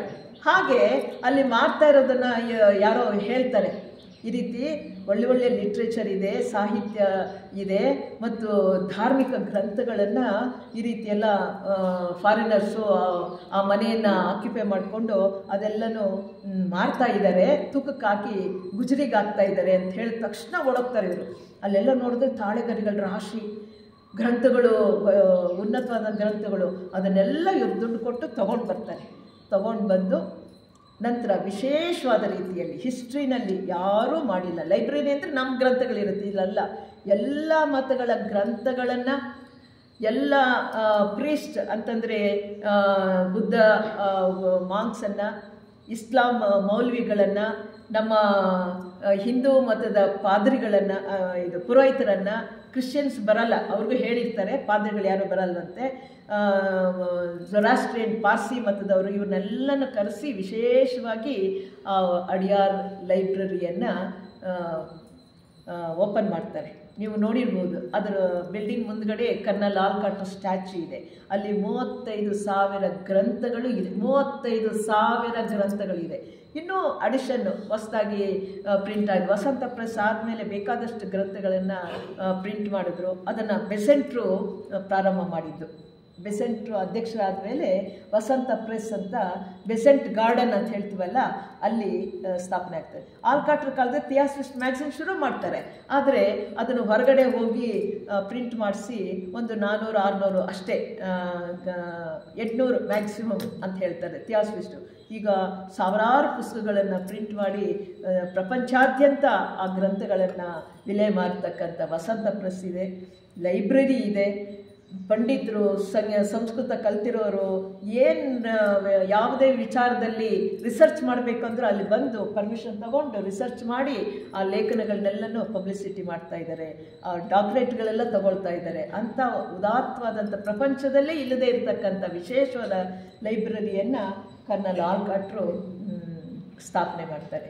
ಅವರು ಮಾಡಿರೋ ಸೇವೆ ಅಮೋಘವಾದದ್ದು. ನನಗಿನ್ನೂ ಟೈಮ್ ಇದೆ. ಇದು ಅಡ್ಯಾರ್ನಲ್ಲಿ ನೀವು ಹೋದಾಗ ನೋಡ್ತಕ್ಕಂಥದ್ದು. ಏನೇನು ನೋಡ್ತೀರ ಹೇಳ್ರಿ?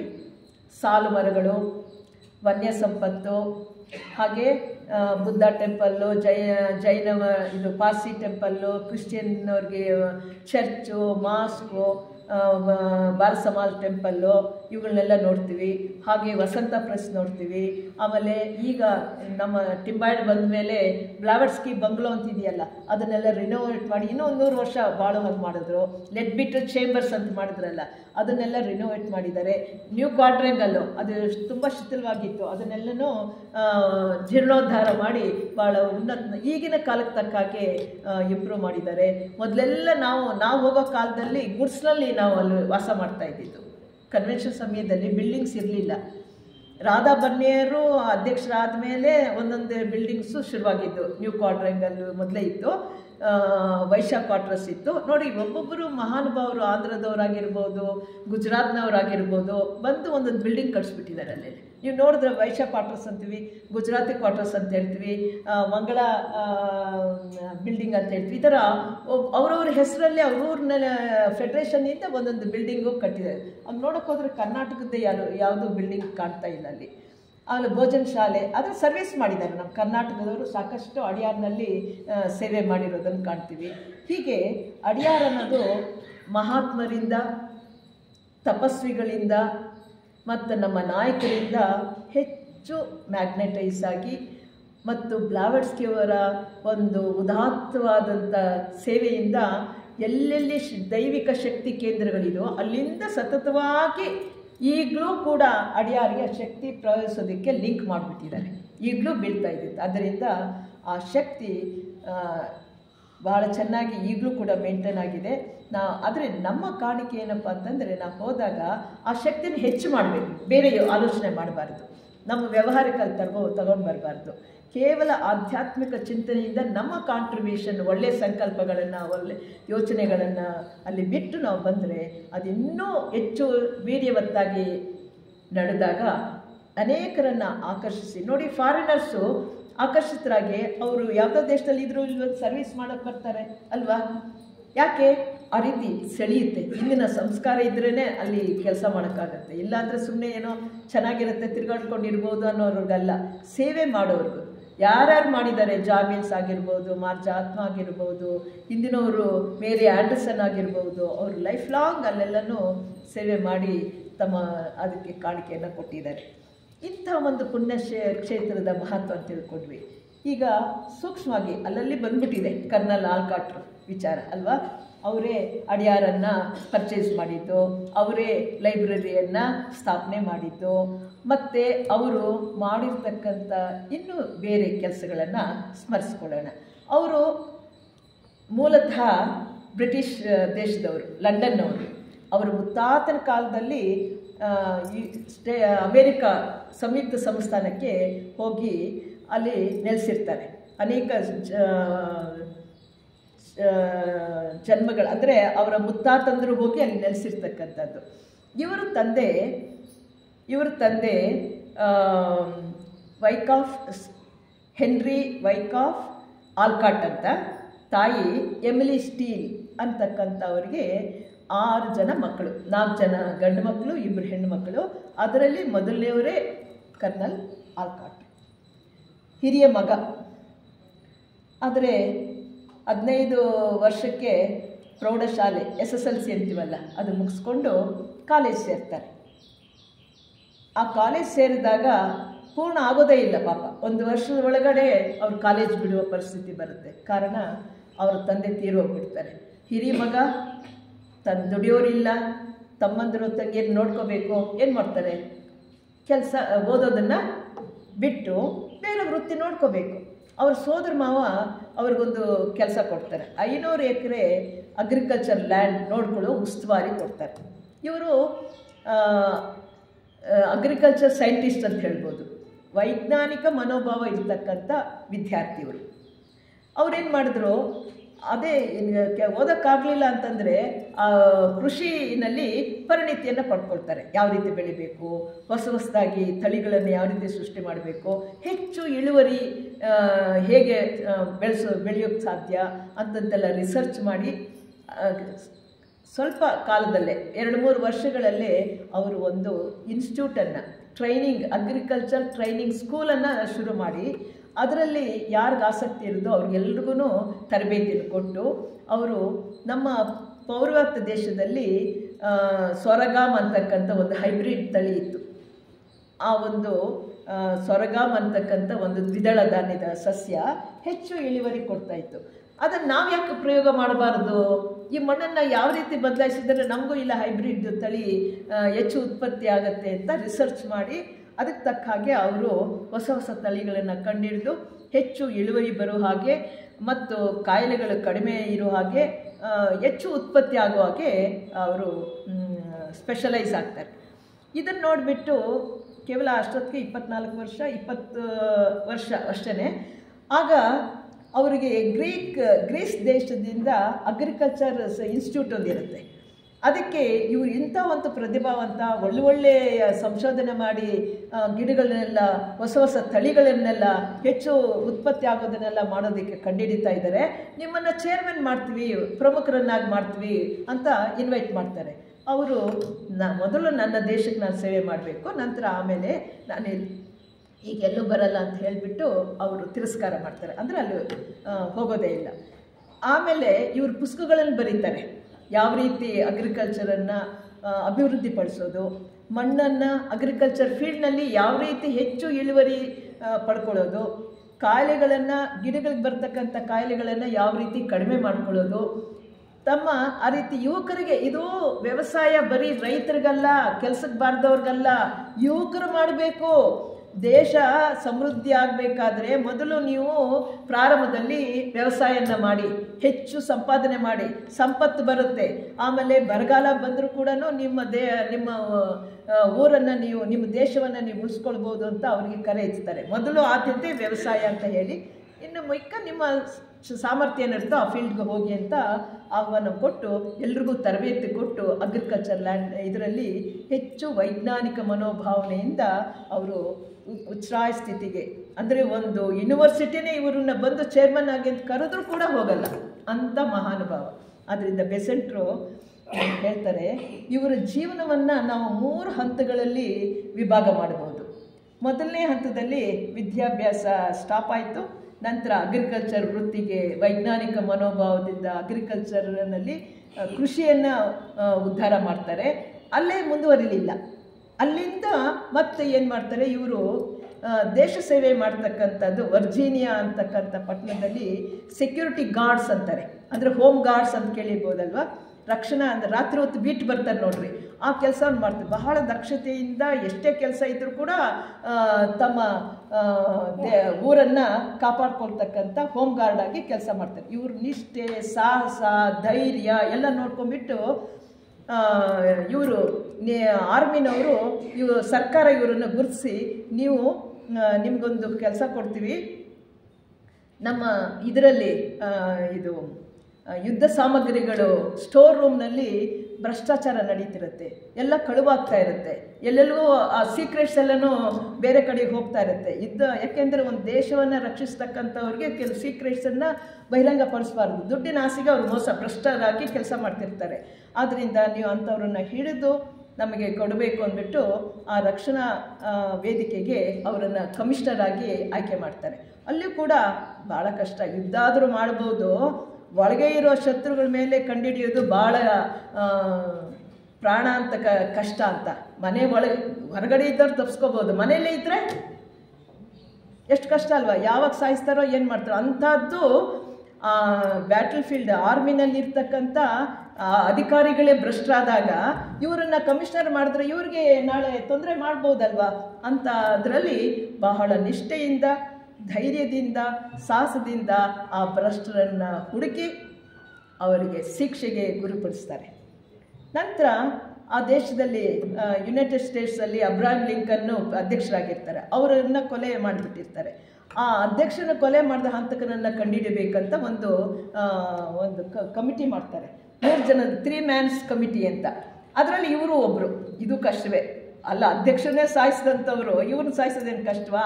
ಅಂಥದಕ್ಕೆ ಇರೋದಾಗ ಬಹಳ ಬುದ್ಧಿವಂತರು ಇವರು. ಯಾರು? ಕರ್ನಲ್ ಆಲ್ಕಾಟ್ರು. ಇದನ್ನೆಲ್ಲ ನೋಡಿ ಯಾರು ಏನು ಅಂತ ಬಹಳ ಚಾಣಕ್ಯತನದಿಂದ ಅಧ್ಯಕ್ಷನ ಸಾಯಿಸಿದವ್ರನ್ನ ಯಾರು ಅಂತ ಕಂಡುಹಿಡಿದು ಅವ್ರಿಗೆ ಶಿಕ್ಷೆ ವಿಧಿಸಿದ ಮೇಲೆ ಇವರಿಗೆ ನಿಮ್ಮ ಧೈರ್ಯ ಸಾಹಸಕ್ಕೆ ಮೆಚ್ಚಿ ಅವರಿಗೆ ಕಲೋನೆಲ್ ಅಂತೀವಲ್ಲ ಆ ಬಿರುದುವನ್ನು ಸರ್ಕಾರ ಕೊಡುತ್ತೆ. ನಂತರ ಅದು ಬಿಟ್ಟುಬಿಡ್ತಾರೆ ಅವರು. ಎಲ್ಲ ಒಂದು ಕಡೆ ನಿಲ್ಲಲ್ಲ, ವ್ಯವಸಾಯ ಬಿಟ್ಟರು, ಆಮೇಲೆ ಬ್ಯಾಟಲ್ ಫೀಲ್ಡಲ್ಲಿ ಅಥವಾ ಒಂದು ಕಮಿಷನರ್ ಆಗಿ ಮಾಡಿದ್ರು, ಆರ್ಮಿನಲ್ಲಿ ಕೆಲಸ ಮಾಡಿದ್ರು, ಎಲ್ಲ ಏನೇ ಕೊಟ್ಟರು ಕೂಡ ಫಸ್ಟ್ ಕ್ಲಾಸ್, ಎಲ್ಲದರಲ್ಲೂ ಒಂದು ಮಾರ್ಕ್, ವಿಶೇಷವಾದ ರೀತಿಯಲ್ಲಿ ಕೆಲಸ ಮಾಡ್ತಿದ್ರು. ಅದನ್ನು ಬಿಟ್ಟ ಮೇಲೆ ಏನು ಮಾಡ್ತಾರೆ ಅವರು? ಲಾಯರ್ ಆಗ್ತಾರೆ. ಲಾಯರ್ ಅಂತಂದರೆ 1856 ಬಿಡ್ತಾರೆ. ಒಂದು ವಿದ್ಯಾಭ್ಯಾಸ ಬೇಕಲ್ಲ, PUCನೇ ತಾನೇ ಅವರು ವಿದ್ಯಾಭ್ಯಾಸ ನಿಂತು ಹೋಗಿರುತ್ತಲ್ಲ, ಮತ್ತು ವಿದ್ಯಾಭ್ಯಾಸನ ಮುಂದುವರಿಸಿ LLB ಓದಿ ಮತ್ತು 1868ರಲ್ಲಿ ಅವರು ನ್ಯೂಯಾರ್ಕ್ ಬಾರ್ ಅಸೋಸಿಯೇಷನ್ಗೆ ಮೆಂಬರ್ ಆಗಿ ಒಳ್ಳೆಯ ಪ್ರತಿಭಾವಂತ ಅಡ್ವೊಕೇಟ್ ಆಗಿ ಕೆಲಸ ಮಾಡಿ ತುಂಬ ಹೆಸರು, ಹಣ ಎಲ್ಲ ಗಳಿಸ್ತಾರೆ. ಇದಾದಮೇಲೆ ಅಲ್ಲೇ ಇರ್ತಾರ, ಅದು ಬಿಟ್ಟರು. ಎಲ್ಲಿ ಹೋದರು? ಜರ್ನಲಿಸಮ್ ಅಂತ. ಇದು ಕಷ್ಟ ಕೆಲಸ. ಯಾಕೆಂದರೆ ವರದಿಗಾರರಿಗೆ, ಪತ್ರಿಕೋದ್ಯಮಿಗಳಿಗೆ ಎಷ್ಟು ಪ್ರಾಣಾಂತಕ ಅಲ್ವಾ? ಇದ್ದದಿದ್ದಾಗೆ ಹೇಳಿದ್ರೆ ಅವರು ಸುಮ್ಮನೆ ಬಿಡ್ತಾರ. ಅಂಥದ್ದು ಇವರಲ್ಲಿರೋ ವೈಶಿಷ್ಟ್ಯ ನಾವು ನೋಡಬೇಕು. ಸತ್ಯಕ್ಕೆ ಹೋರಾಡಿದವರು, ಎಲ್ಲಿ ಅನ್ಯಾಯ ನಡೆಯುತ್ತೋ ಅದನ್ನು ಖಂಡಿಸಿ ಜಗತ್ತಿಗೆ ತೋರಿಸಿ ಅವರಿಗೆ ಶಿಕ್ಷೆಗೆ ಗುರುಪಡಿಸ್ತಕ್ಕಂಥ ವಕೀಲಿ ವೃತ್ತಿ. ಅದರಲ್ಲಿ ತಪ್ಪನ್ನ ಮಾಡಿದರ್ತಾನೆ ಶಿಕ್ಷೆ ಕೊಡೋದು. ನಂತರ ಪತ್ರಿಕೋದ್ಯಮಿ ಕೆಲಸವನ್ನು ಮಾಡ್ತಾರೆ. ನ್ಯೂಯಾರ್ಕ್ನಲ್ಲಿ ಬಹಳ ಉತ್ತಮವಾಗಿರ್ತಕ್ಕಂಥ